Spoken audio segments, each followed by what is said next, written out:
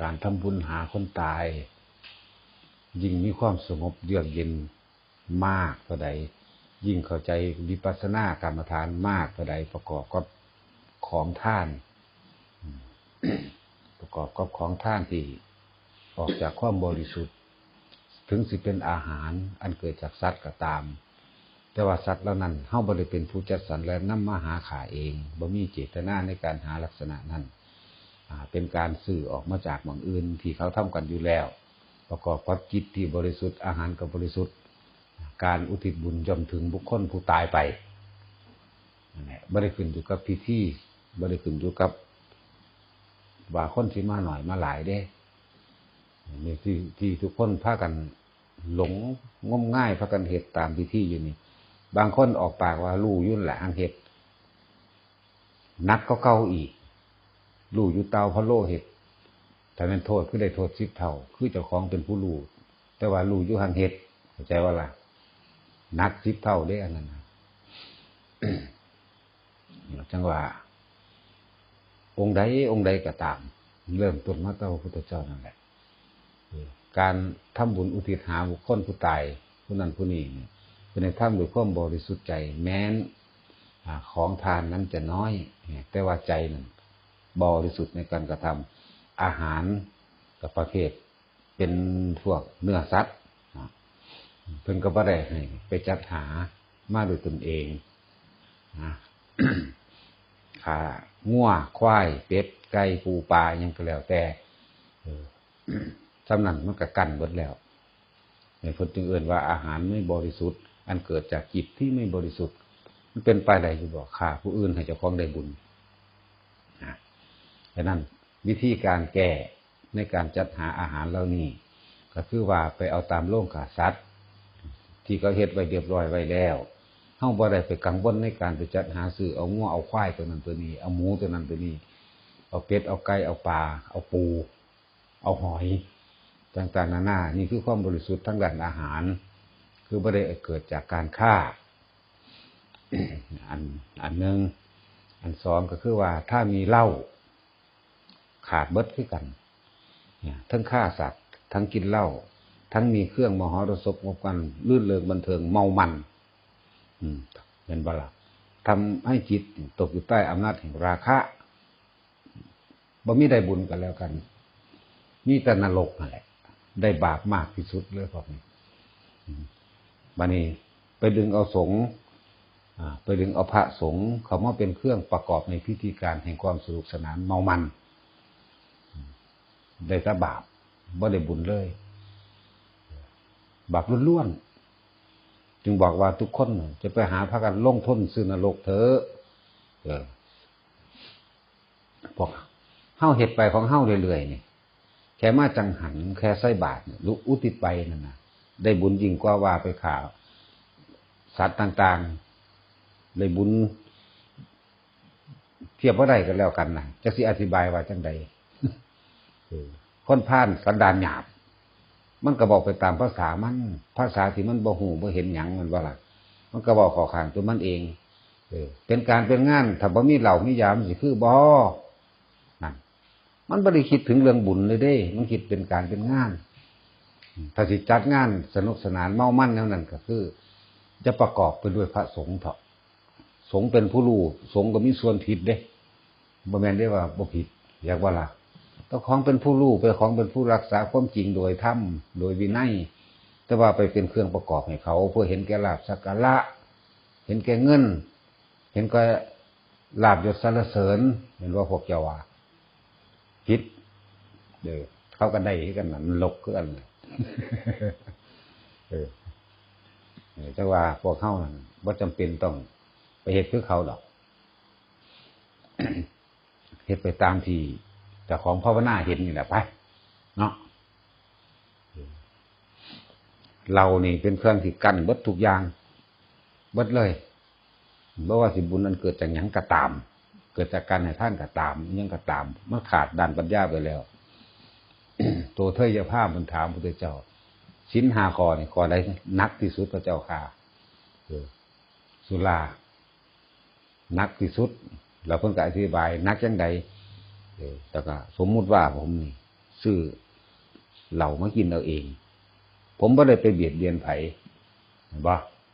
ความตัวโตเธออย่าพามเพิ่นถามพระพุทธเจ้าเลยตอบและไขปัญหาให้เธอรู้หรือไม่ว่าบ่เบียดเบียนไผเธอคิดว่าร่างกายนั้นเป็นของเธอหรือนั่นชีวะหรือชีพหรือชีวิตแห่งนั้นก็เป็นสัตว์อันหนึ่งเล่นที่จิตเขามาคล้องแล้วใส่ความหลงของเจ้าของว่าเป็นของตนนี่คือทำให้ผู้อื่นเมามันหรอเมามันมัวหมองจนเกิดความเป็นง่อยเปี้ยเสียขาปัญญาอ่อนทุกคนเมื่อมีกินเหล้าเข้าไปแล้วการโกหกย่อมเกิดขึ้นการโอ้อวดย่อมเกิดขึ้นการพูดเสียดสีทิ่มแทงย่อมเกิดขึ้นการลามปามลามกย่อมเกิดขึ้นนั่นบางคนเมาแล้วก็ไปหาข่มขืนคนก็มีแม่นบ่ฆ่าสัตว์ก็มีแม่นบ่ที่เฮาเห็นอยู่ซุมื้อนี่น้ำบ้านน้ำเมืองนี่เนาะสแตกเรามันบ่มีกับแก้มมันบ่มีแมงจักคนดอกแม่นบ่ล่ะจังซั่นแล้วแล้วก็เปิดเสียงเพลงดังหึมห่ำมวนตะมันนั่นแหละแม่นบ่ล่ะแม่นบ่พวกเจ้าว่าซั่นฆ่าสัตว์ก็อยู่ในหั่นเนาะลักทรัพย์ก็อยู่ในหั่นลักบางไดถ้าว่านั่นนี่กูก็ไปนั่นตัวทั้งเตือมันก็ไปลักกับมะขามทั้งเตือมันก็ไปลักเอาตะไคร้เอาข่าเอาขิงเนาะคำว่าลักนี่มันคือว่าบ่ได้ขอของไผก็สร้างบ่ได้ขอเลี้ยวลิ้นไปหาลักเป็ดเขามาฆ่าเพิ่นนั่งหนักเก่าๆอีกผิดวัตถุขอถ้าบางคนบ่ไปหาข่มขืนคนเหมือนมันก็เว้าล่ำปามข่มขืนทางใจจังว่าล่ะมันเริ่มผิดทั้งหาคอนั่นแหละผิดหมดเลยนี่ว่านักอันยังว่าแม่นหรือบ่แม่นพวกเจ้าคิดเบิ่งดีเด้อนุ่มขามพวกเจ้าเด้แดกเราแล้วมันก็เว้าล่ำปามไปหาทุกคนด้วยมันบ่ล่ะคนเบิ่งแน่นจังซั่นจังซี่แต่มันเดือดร้อนนักหัวโคตรพ่อโคตรแม่นว่าจังซั่นใดเนาะจังซั่นแล้วเขาว่าเขาดีได้นั่นน่ะพวกเฮาเลวจังซั่นแหละเราเปรียบเทียบจังซั่นคนดีเป็นจังซั่นบ่กินเหล้าเปิดเพลงเบาพื้นคนด่าคนเบาเสียดสีได้ทิ่มแท่งเนาะหาลักมาขามเขาบ่หาลักฆ่าเขาขิงเขาเนาะเป็นจังซั่นแหละทำลายเบิดทุกอย่างฉะนั้นการจัดงานทำบุญหาผู้ตายหรือบ่ตายก็สร้างทำบุญหยังก็สร้างที่เขาซื้อว่าที่ขึ้นชื่อว่าทำบุญคือเอาคำว่าบุญขึ้นน้ำหนาแต่มีการฆ่าสัตว์มีเหล้าและมีเครื่องบันเทิงบ่ได้จักอย่างเลยได้แต่บาปได้แต่นรกนั่นแหละเพิ่มขึ้นให้บาปในนรกนั่นแล้วก็ไปเอาดึงเอาพระสงฆ์พวกเจ้าทั้งหลายเข้าไปเป็นเครื่องประกอบในพิธีถ้าบ่มีแนวมื้อนี้ก็เฮ็ดบ่ได้เด้เนาะเห็นว่าพวกเจ้าว่าเขาคือบ่จัดมวลแต่เขาโลดหนาแม่นบ่สัตว์คือจัดงานกินเหล้าเลี้ยงกันตั้งแต่ของโลดงานบันเทิงเลี้ยงเหล้าเลี้ยงยาสุราเมามันเนี่ยเพื่อทำหาคนตายคนนี้น่ะนะเนาะอย่าเอาคำว่าบุญว่าทำบาปหาคนตายเข้าใจว่าทำบาปหาคนตายนางนี่ขออุทิศบาปให้ถึงแด่นางนี่เนาะบ่ได้ว่าทำบุญเด้ภิกษุผู้เข้าไปในงานก็เป็นบาปจากบ่ล่ะไม่ให้กล้าเว้าหรอกเว้าแมงโลดล่ะเนาะเว้าโลด เขาได้ยินได้ฟังอยู่ค่ะให้เขาไปศึกษาในพระไตรปิฎกเบิ่งดูพุ่นไปเอาคำสอนพระพุทธเจ้ามาเทียบที่ของเฮาก็เอาของเพิ่นเว้าคือกันแม่นสิเว้าคนละคำเว้าก็สร้างก็มีจุดหมายและความหมายอันเดียวกันนั่นเองนั่นแหละ พวกเจ้าว่ามันได้เป็นบุญอยู่บ่บ่ได้จักอย่างเสียดายเงินแทนที่สิสร้างประโยชน์เนาะต่อสาธารณะเนาะ ถ้าสร้างประโยชน์ต่อสาธารณะไปเฮ็ดศาลาไว้ริมทางได้บุญกว่าอีกเห็นบ่หูประมาณบ่ได้แต่เฮ็ดสาธารณะริมทางล่ะเฮ็ดศาลาหม่องคนกายไปก็มาได้นั่งพักได้บุญกว่าเด้นั่นน่ะผู้ใดไปนั่งพักเขาก็ได้อานิสงส์เป็นสาธารณะพร้อมอันนี้บ่ได้หยังดอกได้แต่บาปแต่ว่าขี้คุยอวดอ้าง บทอ้างหยังเบิดเท่านั้นแสนเท่านี้แสนโอ้ยเมื่อยแต่ว่ากะพอใจละคักว่าเลยละแต่ฟูมิใจร้ายทั้งเมาทั้งขิวเหม็นอยู่ข้อสำนันแหละว่าได้ทำหาคนทำหาผู้นี้อะไรลงทุนสุนรกบอกเต็มรวดเห็นบอกพระป่าเขาเจ้าบ่คอยไปบ่ไปซะเลยบ่ว่าแต่บ่คอยเนาะคนตายจังสิมีมนต์ให้ไปสวดคนถามเบิดเด้มีเหล้ามียาให้โลอยู่บ่แต่ว่าโอ้ยมันบ้านเมืองใดมันบ่มีจังสิไปเอาหม้องไม้ซะเป็นจังซั่นเด้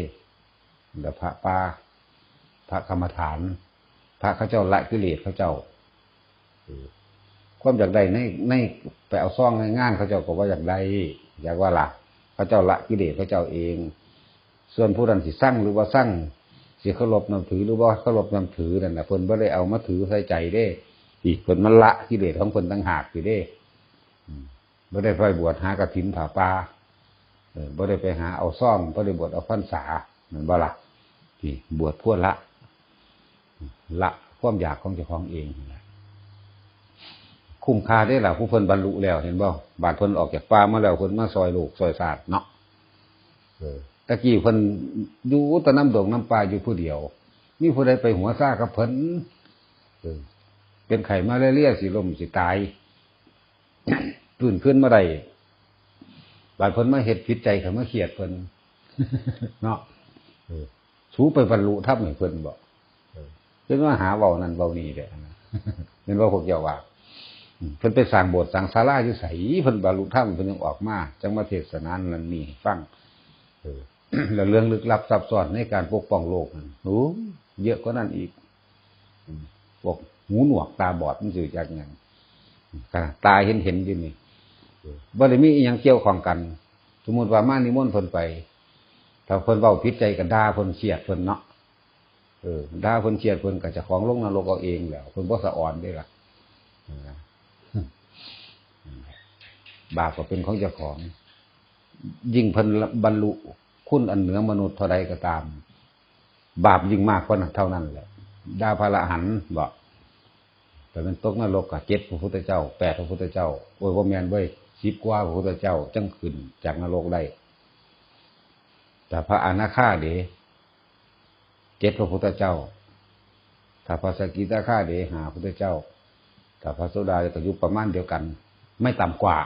มันธรรมดาเด้แนวนี้ เขาเจ้ายิ่งละได้มากก็ได้คุณวิเศษของเขาเจ้ายิ่งมีมากกว่านั้นมันบ่ได้เฮ็ดตามใจกิเลสไผเด้มันนิมนต์ไปงานคนตายจังซี่เพิ่นสิถามก่อนมีเหล้ามียาอยู่บ่มีการพนันอยู่บ่ถ้าว่าโอ้ยมันก็มีเป็นธรรมดาแล้วจังซี่บ่ไปอีหลีนี่แหล้วถ้าว่าบ่มีจังไปมีนั่นมีนี่บ่โอ้บ่มีรู้จักธรรมเนียมประเพณีของพระป่าอยู่ผู้ข้าก็เข้าใจอยู่ก็ได้ศึกษามาอยู่จังซี่ไปเด้อล่ะไปแบบนั้นบ่ได้ไปเอาซองเด้บ่ได้ไปเอาเงินเด้สวดเดี๋ยวแล้วก็เอาเงินซองนั้นคืนเขาทำแล้วก็ล่ะคืนค่ำมีของน้ำเจ้าของเองที่มันมีอยู่แล้วในวัดนี่มีหยังพอเอาไปซอยไปนั่นเพิ่นเฮ็ดจังซั่นเด้เพิ่นบ่ได้ไปเอาเด้แต่พวกบ่จักหยังเด้เปิดเบิ่ง20 บาทหุ้ยบ่คุ้มเนาะฮ้อนก็ฮ้อนว่าเด้เดี๋ยวเบิ่งนั้นนี่เอาแมงเบิดนี่แหละแหลกตาซ้อยที่ก็เอามาให้โอวันติน มันบ่รู้จักซับเลยว่ามันเป็นหยังเนาะเป็นอาหารบ่รู้จักเด้แหลกตาซ้อยก็เอาโอวันตินเอาเป๊ปซี่ก็เอาโคเค้กหยัดเต็มยามอุ้มอ้อมยามเนาะจบแต่จังซั่นล่ะต่างกันว่าพระยิศิลป์จังซั่นแล้วก็พระเจ้าก็คิดตามความเป็นจริงเบิ่งนั่นแหละเบิดทุกองค์นั่นแหละที่เขาเจ้าปฏิบัติกรรมฐานนี่เบิดทุกองค์เป็นแนวนั้นบ่ไปมหาเศรษฐีรุ่นใดก็สร้างบ่งึด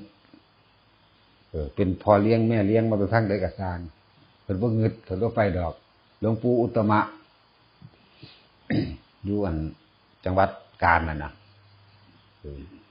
วัดยังลืมชื่อแล้วล่ะ วัดอันหยังเขา3 ยอดยังนั่นละเจดีย์3 ยอดเพิ่นนั่นแหละ พ่อเลี้ยงเขาเอื่นทั้งนั้นมีอิทธิพลถึงทางคนมอญถึงทางคนไทยพร้อมไปนิมนต์เพิ่นถึง2 เทื่อเพิ่นบ่ไปมีเหล้ามียาว่ามี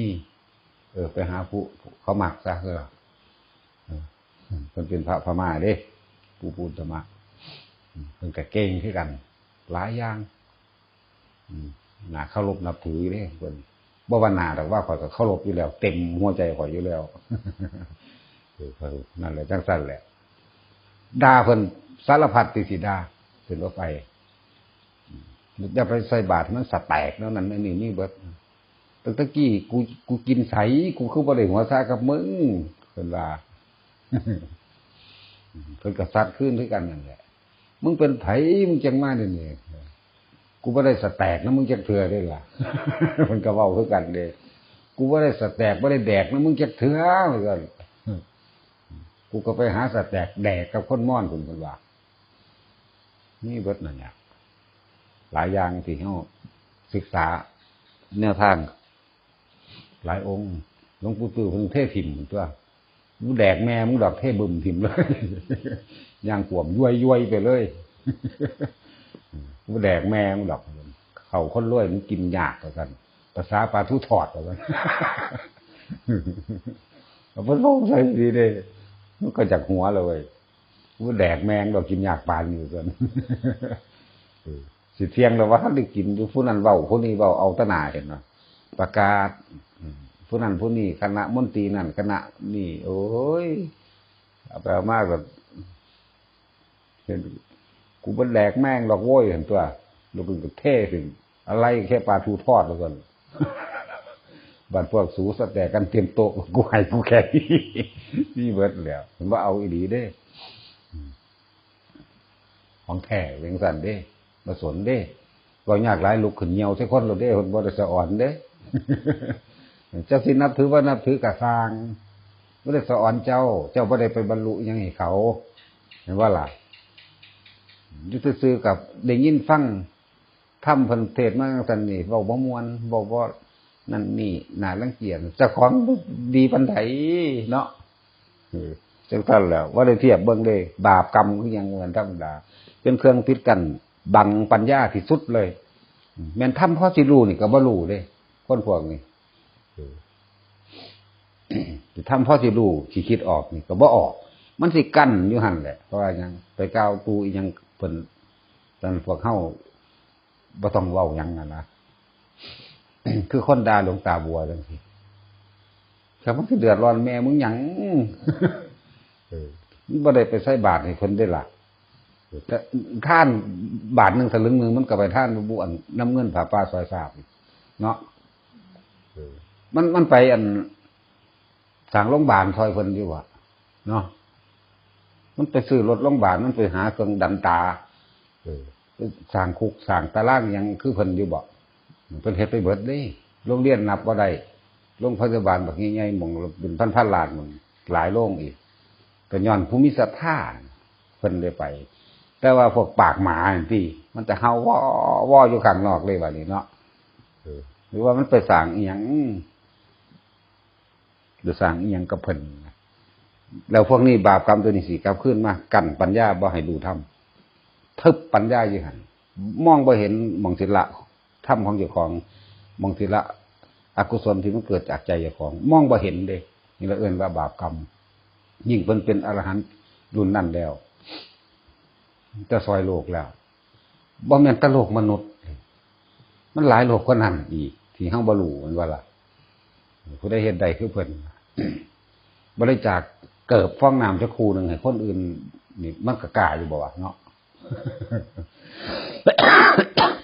เขาจะเว้าแนวดูถูกก็ได้ถ้าพวกจังซี่คนพ่อคนแม่มึงไปใส่บาตรให้เพิ่นกินบ่เนาะจังซั่นนี่หนักอยู่เด้เนาะเห็นบ่นักกันนักพวกเจ้าคิดเอาแล้วเนาะไปพ่อเมื่อ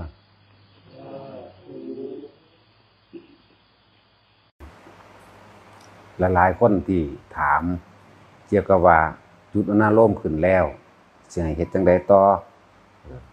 เอาฟังเป็นหลักการฟังคนที่เริ่มต้นแรกในการฝึก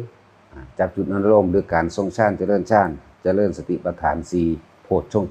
7ก็อยู่ในร่วมอยู่หม่องเดียวที่อานาปานสติตัวนี้ทีนี้วิธีการฝึกของเฮาบ่ได้ฝึกแบบลับตาแล้วเฮาก็บ่ได้ผูกขาดเรื่องของท่าทางเรื่องของอริยบทบ่ได้ผูกขาด วิธีการฝึกของเฮาคือว่าเฮาใส่เทคนิคของอานาปานสติโลดในการเอาปัสสัทธิหรือเอาอาการปิติปัสสัทธิที่อันเกิดจากความบ่คิดให้มันเกิดความรู้สึกได้ทางร่างกายคือการเลยบอกว่าอุณาโลมคือมันเป็นนิ่มๆน่วงๆนึบๆอยู่ตรงกลางระหว่างหน้าผากเรียกว่าอุณาโลมภาษาโลกภาษาที่บ่เป็นภาษาพุทธเจ้าเฮาก็ว่าจักระมั่งพลังจักรวาลมั่งเชื่อมต่อจิตมั่งก็แล้วแต่นั่นมันเป็นสื่อของมันสื่อดอกนะเฮาสิใช้ภาษาบาลีว่าอุณาโลมตรงกลางระหว่างหน้าผากจะเป็นจุดเชื่อมต่อหรือว่าเป็นจุดสังเกตทีนี้วิธีการฝึก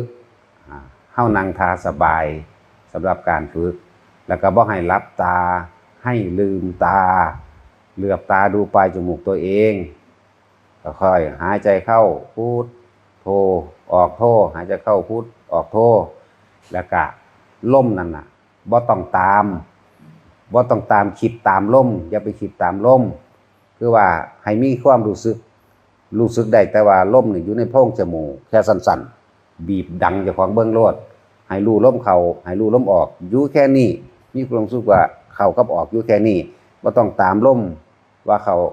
ถึงหลอกข้อแล้วว่าลิ้นปีแล้วเหนือสะดือแล้วท้องพองแล้วยุบแล้วบ่ต้องเฮาสิใส่เทคนิคในการเฮ็ดให้จุดอุณาโลมเกิดขึ้นเฮาสิจับจุดอาการปิติเลยทีเดียวซึ่งเป็นเครื่องยืนยันว่าเป็นผู้ทรงฌานเจริญฌานอาการปิตินี้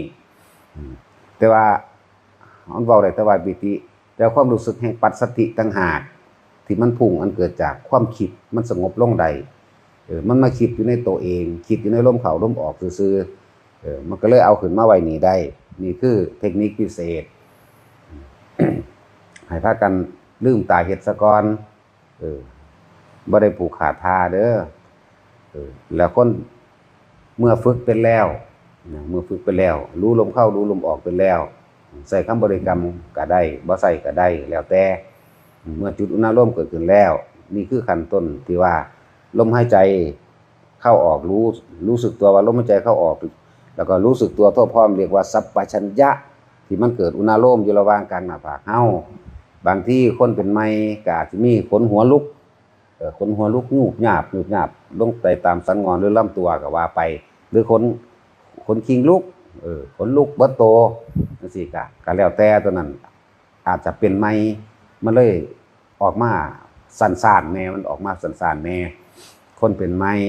ถ้าเฮาฝึกไปเรื่อยๆบัดนี้มันสิคอยร่วมเข้ามาในระหว่างกลางหน้าผากเฮาเองเริ่มต้นแรกที่มันเป็นในความรู้สึกมันจะเป็นนิ่มๆน่วงๆอยู่ระหว่างสันจมูกตรงนี้ก่อนสิค่อยขึ้นไปถ้าคนที่หายใจเข้าหายใจออกหายใจเข้าพูดหายใจออกโทแล้วมีอาการรู้สึกนิ่มๆน่วงๆหรือยู่ๆหรือนึบๆก็ว่าไประหว่างนี้หลับตาลงบัดนี้แย้มปากนิดหนึ่งต้องเข้าใจแย้มปากบ่แม่นอ้าปากเฮ็ดปากอ้อมๆเฮ็ดปากขี้ๆน้อยๆเพื่อที่จะสูดลมเข้ามันคล้ายกับว่าลมจังสิตีขึ้นมาพี่เพื่อให้เกิดจุดเด่นชัดของคำว่าอุณาโลมบ่ได้ตั้งนี่เป็นแค่วิธีการทำให้เกิดแล้วก็เป็นวิธีการทำให้มั่นใจว่าอันนี้เองคืออุณาโลมเนี่ยให้มันเด่นชัดขึ้นมาพี่หลังจากนั้นฮู้แล้วเป็นแล้วค่อยๆลืมตาค่อยๆลืมตาขึ้นในการลืมตานี่ก็ค่อยเหลือบตาเบิ่งปลายจมูกคือเก่าค่อยๆลืมตาลมหายใจก็ผู้บริกรรมหายใจเข้าพุทโธก็มีคือเก่าและความรู้สึกที่อยู่ในระหว่างนี่มันสิขึ้นมาระหว่างกลางคิ้วเมื่อระหว่างกลางคิ้วสิเชื่อมต่อกันระหว่างกลางหน้าผากตัวนี้นี่ถ้าฝึกต้นแรกเมื่อมันเป็นแล้วบัดนี้เฮาก็ลืมตาขึ้นใส่สติใส่ความรู้สึกนึกคิดให้อยู่ในเฉพาะลมหายใจเท่านั้นเอง แล้วก็เหลือบตาเบิ่งสิ่งนั้นเบิ่งสิ่งนี้มองดูข้างซ้ายมองดูข้างขวาเห็นต้นไม้เห็นคนเห็นสัตว์เห็นสิ่งของหรือได้ยินเสียงปุ้งปุ้งเป่งแม้นได้กินหยังก็แล้วแต่อย่าออกไปคิดหาต้นเหตุของเสียงของกลิ่นของบุคคลจะไปหาเหตุผลกับสิ่งอื่นให้นิ่งอยู่แต่รู้เฉพาะลมเข้าลมออกเท่านี้คือเท่านี้วิธีการลมเขาจับลมเข้าจับลมออกกับอุณหภูมิเกิดพร้อมกันได้แล้วบัดนี้ฝึกไปเรื่อยๆฝึกไปเรื่อยบ่โดนดอกแต่คนเอาใจใส่จริงๆนะระหว่างอาทิตย์หนึ่งแล้วมันสิเริ่มคำบริกรรมก็หายหรือลมหายใจก็หายแต่ว่าจะเหลือเฉพาะอาการนิ่มๆหน่วงๆคืออาการปิติที่เกิดในระหว่างกลางคิ้วหรือกลางหน้าผากมันจะเป็นนิ่มน่วงเย็นๆในกระดานหน้าผากกะโหลกหน้าผากกระดานหน้าผากเย็นในกระดูกหน้าผากเด้อที่ทั้งสั้นบัดนี้ไม่ต้องกลับหลังเข้าใจว่าบางคนเข้าใจว่าต้องจับร่มตลอดนะต้องบริกรรมหรือจับร่มตลอดจับจุดนี้พอได้พร้อมตลอดบ่แม่นแบบนั้นแม่นคำบริกรรมหายแม่นลมหายก็ช่างให้อยู่กับความรู้สึกใจบ่บันให้อยู่กับความรู้สึกตัวนี้ถ้าจะพูดถึงคำว่าฌานนะมันเป็นฌานสองเลยได้นั่นบ่ต้องกลับมาขั้นต้นเรียกว่าปัทมฌานวิตกวิจารปิติสุขนี่เอกคตาอยู่นี่บัดนี้ถ้าวิตกวิจารหายไปยังจะเฉาะปีติเนี่ยปีติที่เฮาเอามาเกิดขึ้นนี่เรียกว่าฌานสองส่วนมากบัดนี้ให้เฮาอยู่ในระดับนี้แหละคำบริกรรมหายลมหายแต่ว่าการย่างไปย่างมาเดินไปเดินมาจักย่างไปตามตลาดตามทุ่งไร่ท้องนาหรือว่าตามบ้านตามเรือนของเฮ็ดยังอยู่กับสร้างให้พยายามอยู่กับความรู้สึกตัวนี่คือความรู้สึกตัวเด้อเรียกว่าสัพพัญญะอันเกิดจากปัสสัทธิที่มันเกิดมานี้นี่จิตมันสงบได้มันจึงเป็นความคิดบ่ได้คิดออกถ้าคิดออกบ่มีทางเป็นนี่แหละจังว่าแต่ละคนนั่นให้ฟังให้ดีๆให้บ่เข้าใจย้อนหลังมาฟังใหม่เด้อให้บ่เข้าใจลมหายแต่ว่าเหลือแต่นิ่มๆหน่วงๆต้องกลับมาลมใหม่บ่แม่นปล่อยเลยให้อยู่กับความรู้สึกนิ่มๆหน่วงๆตรงนี้ต่างหากเนี่ยเวลาเฮาทำการทำงานก็บ่ต้องว่าต้องกลับมาลมบางที่เฮาบ่ทันได้ชินมันจับลมพันใดบ่ทันได้ถึงขั้นว่าลมอัตโนมัติปล่อยไปซะก่อนมันสิค่อยๆเป็นของมันเองเด้อมันสิค่อยๆเป็นของมันเองไปดอกนั่นแหละอาการอื่นๆก็เกิดขึ้นมาพร้อมกันกับหลายอย่างนะแต่ว่าหลักใหญ่เฮานั่นหลักให้จับเลยนี่คือความรู้สึกตัวนิ่มๆหน่วงๆนี่นึบๆอยู่ระหว่างกลางหน้าผากนี่คือหลักใหญ่หลักที่เฮาต้องอยู่กับมันบ่ว่าสิทำงานบ่ว่าสิขับรถกวาดบ้านถูบ้านล้างถ้วยล้างจานซักผ้าก็แล้วแต่ดูได้ทุกอริยาบถไม่จำกัดอริยาบถยืนเดินนั่งนอนแล้วก็นั่งท่าใดก็ได้เด้อบ่แม่นว่าเฮาสิมานั่งแบบสมาธิแบบนี้นั่งเก้าอี้นั่งย้อนขานั่งท่าเนิ่งนั่งอยู่นั่งอยู่นั่งโซฟาได้หมดทุกท่านั่งเหยียดซ้อยเหยียดขานั่งพับขาข้างหนึ่งมันนี่ได้เบิดนั่งขาไขว่ห้างได้นอนก็คือกันนอนท่าใดก็ได้ว่าแต่มันจับได้ถ้านอนหมีบมันจับบ่ได้เด้อมันจักนอนหมีบบ่คนอันภาคกลางพวกบ้านนอกจังซั่นแหละคนอีสานมันเป็นอันมาตรฐานโลกก็เด้เข้าใจว่าล่ะภาษานี่มันไปทั่วโลกเด้เนาะเฮาบาดนี้เฮาเว้าขึ้นมันตะกี้เขาว่าพวกอีสานเขาว่าบ้านนอกเขาว่ากรุงเทพมันบ้านนอกว่ะมันบ่ฮู้จักภาษากลางของโลกจังซั่นนั่นแหละให้ทุกคนอยู่กับความรู้สึกนี้บ่แม่นว่าไปมันลมหายใจหายมันคำบริกรรมหายแต่ว่ามีอาการปีติเกิดขึ้นอยู่นี่นิ่มนวงอยู่ระหว่างกลางหน้าผากเฮานี่อย่าถอยหลังมาเข้าใจบ่มันมีอยู่4ก้าวถ้าสิพูดถึงคำว่าฌานก้าวที่1ปัทมฌานก้าวที่2ทุติยฌานก้าวที่3ตติยฌานก้าวที่4คือการเข้าเป็นจตุตถฌานตัวนี้บ่ต้องไปสนใจมันสิเป็นเองถ้ามันเป็นก็เป็นไปตัวนี้บ่ทันได้เว้าดอกเอาแค่1 2แล้วไปหา3ให้ได้ซะก่อนแต่ว่าบ่ต้องไปกำหนดเอาเด้ให้เป็นไปเองโดยธรรมชาติ ให้เป็นไปเองมันสิเป็นไปของมันเองส่วนมากคนที่บ่เป็นน่ะไปตั้งความหวังเอาไว้ว่าต้องเป็นอย่างนั้นต้องเป็นอย่างนั้นนี่ตั้งหากที่มันบ่เป็นความอยากของตนเป็นอุปสรรคคัดขวางตนเองความอยากเขาว่าโอ้กูอยากได้ชาน3เลยนี่เฮ็ดจังได๋น้อเฮ็ดจังได๋น้อไปอ่านมาไปฟังมาเข้าใจอยู่บัดนี้กลุ่มคิดเอามันเป็นมันบ่เป็นมันต้องเลิกคิดและมารู้ลมหายใจเข้าออกเนี่ยที่1ที่2ประคองมาได้ซะก่อนที่3มันสิเป็นของมันเองดอกมันสิอิ่มรู้สึกตัวอิ่มบอกว่าถึกอาการนั้นอิ่มรู้อยู่ในหั่นแหละเอาตัว1กับตัว2ให้มันได้ซะก่อนเถอะแล้วครับรถก็เฮ็ดได้ทำงานก็เฮ็ดได้เฮาต้องเป็นนักฉวยโอกาสที่ดีแม้นเฮาทำงานเวลาคุยกับหมู่กับพวกคุยไปพอตาบ่ได้คุยกับหมู่ปั๊บรีบกลับมาลมหายใจโลดเหลือบตาเบิ่งดูปลายจมูกตัวเองปึ๊บหายใจเข้าพุทโธออกเข้าเดียวนี่หมายถึงว่าจากจุดอุณโลมบ่ทันมาผู้บ่ทันได้ชำนาญอุณโลมบ่ทันมาจังซี่เฮาก็ใช้วิธีเริ่มต้นซะก่อนพอตาหายใจเข้าออกปุ๊บมันเป็นมาแล้วปุ๊บก็บ่ต้องไปกังวลกับมันบัดนี้ปล่อยแล้วก็อยู่กับความรู้สึกตัวนี้ก็ทำงานไปนี่แหละการปฏิบัติธรรมกับการทำงานมันรวมกันได้แล้วก็บ่ต้องมาหนักอกหนักใจเรื่องว่าศีลฉันไม่ดีฉันรักษาศีลไม่ได้ก็บ่ต้องฉันทำผิดทำบาปทำนั่นทำนี่มามากก็บ่ต้องไปคิดถึงมันตัดอกุศลกรรมออกทันทีเลยเมื่อรู้ลมหายใจเข้าออกถ้ารู้ลมหายใจเข้าออกได้แล้วมีความรู้สึกแต่ว่ามีอาการนิ่มๆหน่วงๆศีลเกิดขึ้นเต็มในขณะนั้นทันทีแม้นว่าจะในช่วงชั่วขณะหนึ่งก็ช่างมันชั่วขณะนาที2นาทีก็ตามเด้อเฮาก็สิมีบริสุทธิ์อยู่ในช่วง1นาที2นาทีนั่นแหละมันจะค่อยๆเชื่อมต่อกันเองดอกคือเฮาสะสมนั่นแหละคือเฮาสะสมเงินนั่นแหละเงินล้านนึงมันเอาปัวลงมาล้านนึงมันก็บ่ทันได้ดอกก็ต้องนับบาทซะก่อนนั่นแหละนับ1บาท2บาทไว้ซะก่อนนี่ค่อยๆขึ้นไปมื้อนี้ได้1บาทมื้ออื่นได้อีก1บาทมื้ออื่นได้2บาทจังซี่น่ะค่อยๆสะสมเราบ่ต้องกังวลเรื่องศีลหลายๆคนมันคิดยากและก็ต้องไปวัดนั่นไปวัดนี่เข้าป่าเข้าดงหรือต้องใส่สุดขาวต้องทำพิธีกรรมบ่มีนะอย่าลืมว่ากิเลสตัณหาอุปาทานหรือความโกรธเนี่ยเกิดขึ้นได้ตลอดเวลาเด้เกิดได้ตลอดเวลาธรรมะก็ต้องให้มันเกิดได้ตลอดเวลานี่คือเครื่องข่มกิเลสได้นี่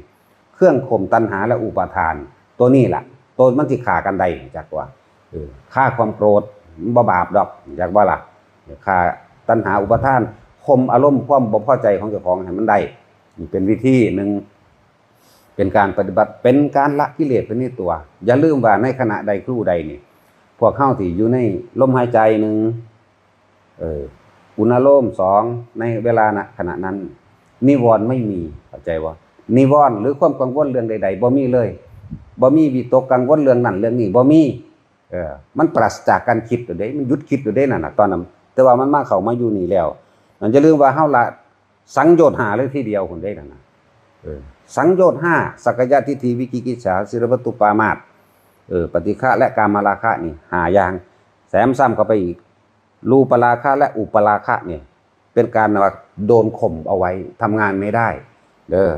ถ้าผู้ใดเฮ็ดจนชินไปแล้ว เรียกว่าส่องชาญเจริญชาญอันนี้จนชินไปเรื่อย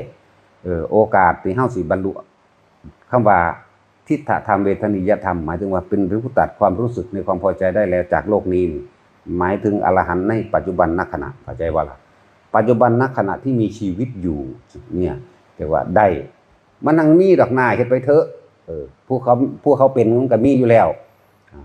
ต่อมาถ้าไม่ได้อรหันต์ในขณะที่มีชีวิตอยู่เขาพึงได้ในขณะที่สิ้นใจสิขาดล่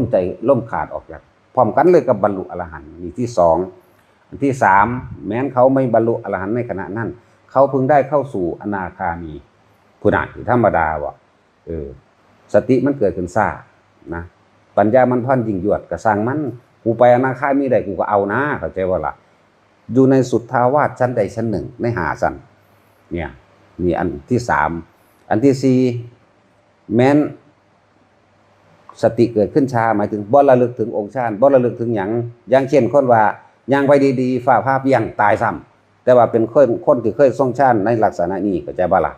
ในที่บอกมานี่ฟ้าตายซ้ำรถส้นตายซ้ำตกหลุมตายซ้ำหัวใจวายตายซ้ำเส้นเลือดในสมองแตกตายซ้ำหรือเจ็บปวดทรมานจนนึกถึงองค์ฌานบ่ได้ ขณะนั้นเขายังเข้าสู่พรหมมรรคจิกาหรือพรหมชั้นใดชั้นหนึ่งเข้าใจบ่ล่ะเนี่ยมันมีอานิสงส์มากขนาดนั้นเด้นี่แหละอานิสงส์ของอานาปานสติก็ดีเข้าใจคำว่าฌานเด้ฌานเป็นตัวเฮ็ดให้เฮาเรียงลำดับเลยว่าพวกทรงฌานตายหรือเขาฌานตายหรือไอ้เกี่ยวกับ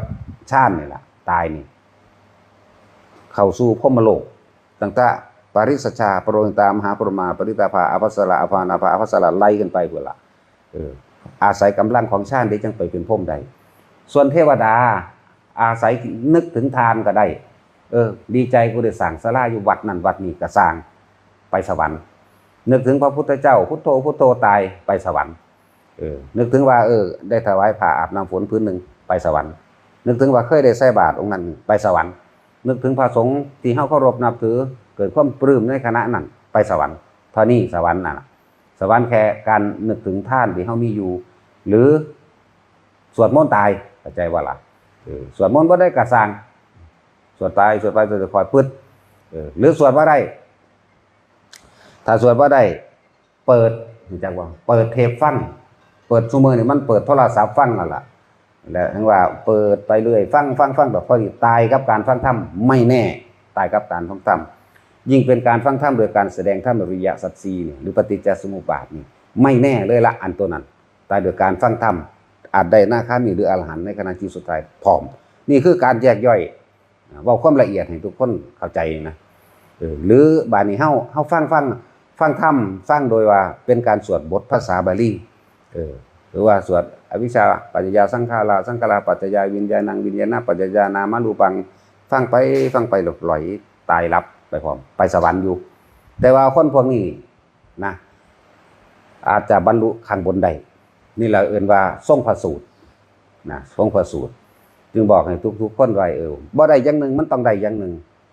สัจจายะหมายถึงท่องบนสาธยายธรรมที่ตัวเองเฮามักบทธรรมจักรเฮามักบทใดบทหนึ่งที่เป็นคำสอนของพระพุทธเจ้านั่นน่ะคนพวกนี้บ่ได้ตกต่ำเด้มันบ่ได้หายไปไสได้พระสูตรนี่สุตตมยปัญญาแม้นสติจะเกิดขึ้นช้าแต่ปัญญาไปเกิดขึ้นทีหลังในขณะที่สิ้นใจไปแล้วก็ได้ในสวรรค์ชั้นใดชั้นหนึ่งก็สร้างมันนี่ล่ะคือว่าเฮาหาเครื่องป้องกันความตกค้างป้องกันบ่ให้ลงสู่อบายภูมิเด้นี่อย่างน้อยไปสวรรค์อย่างกลางไปพรหมสูงขึ้นไปอีกก็นิพพานมันโลดนี่น่ะนี่เฮาเลยหาเครื่องป้องกันว่าทุกคนนั่นน่ะคนที่ทำงานอยู่บางที่ก็จับจุดอารมณ์บ่ได้บ่ทันได้เป็นฟังธรรมเอาใส่หูโลดเสียบใส่หูข้างหนึงไว้เว้ากันฟังบทสวดก็ได้บทสวดที่เป็นภาษาบาลีก็ยังไปสวรรค์ได้เข้าใจบ่แต่ว่าเป็น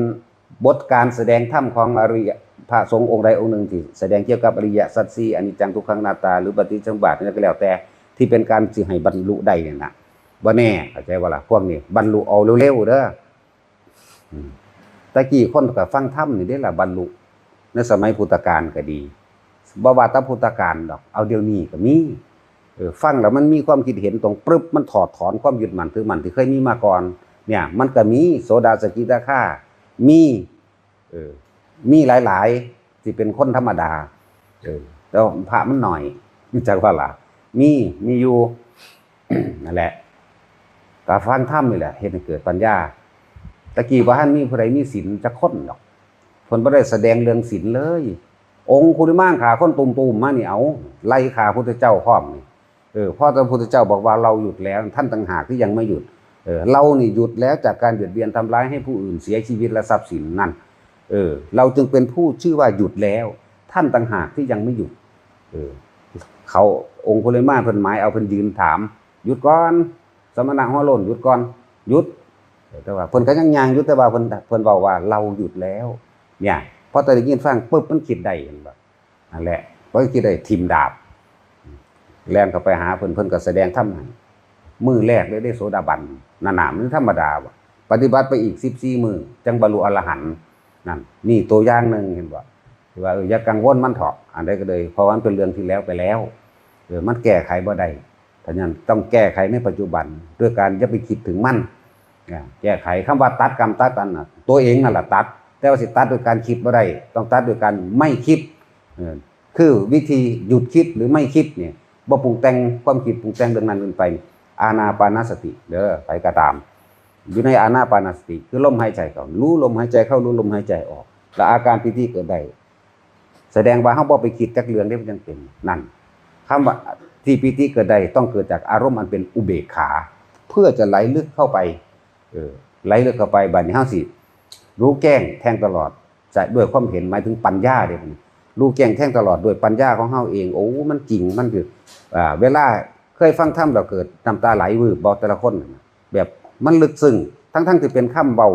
ธรรมดานี่แหละเนี่ยมันฮู้เรื่องอันนั้นเลยเอิ้นว่ามันมีความเห็นตรงมันลึกซึ้งเข้ามาจิตมันสงบลักษณะนั้นก็เริ่มว่าเป็นผู้ใดดวงตาเห็นธรรมเห็นบ่ล่ะก็เป็นแบบนั้นบัดนี้มันสิคอยระวังมันสิบ่ค่อยอยากคิดอยากตีอ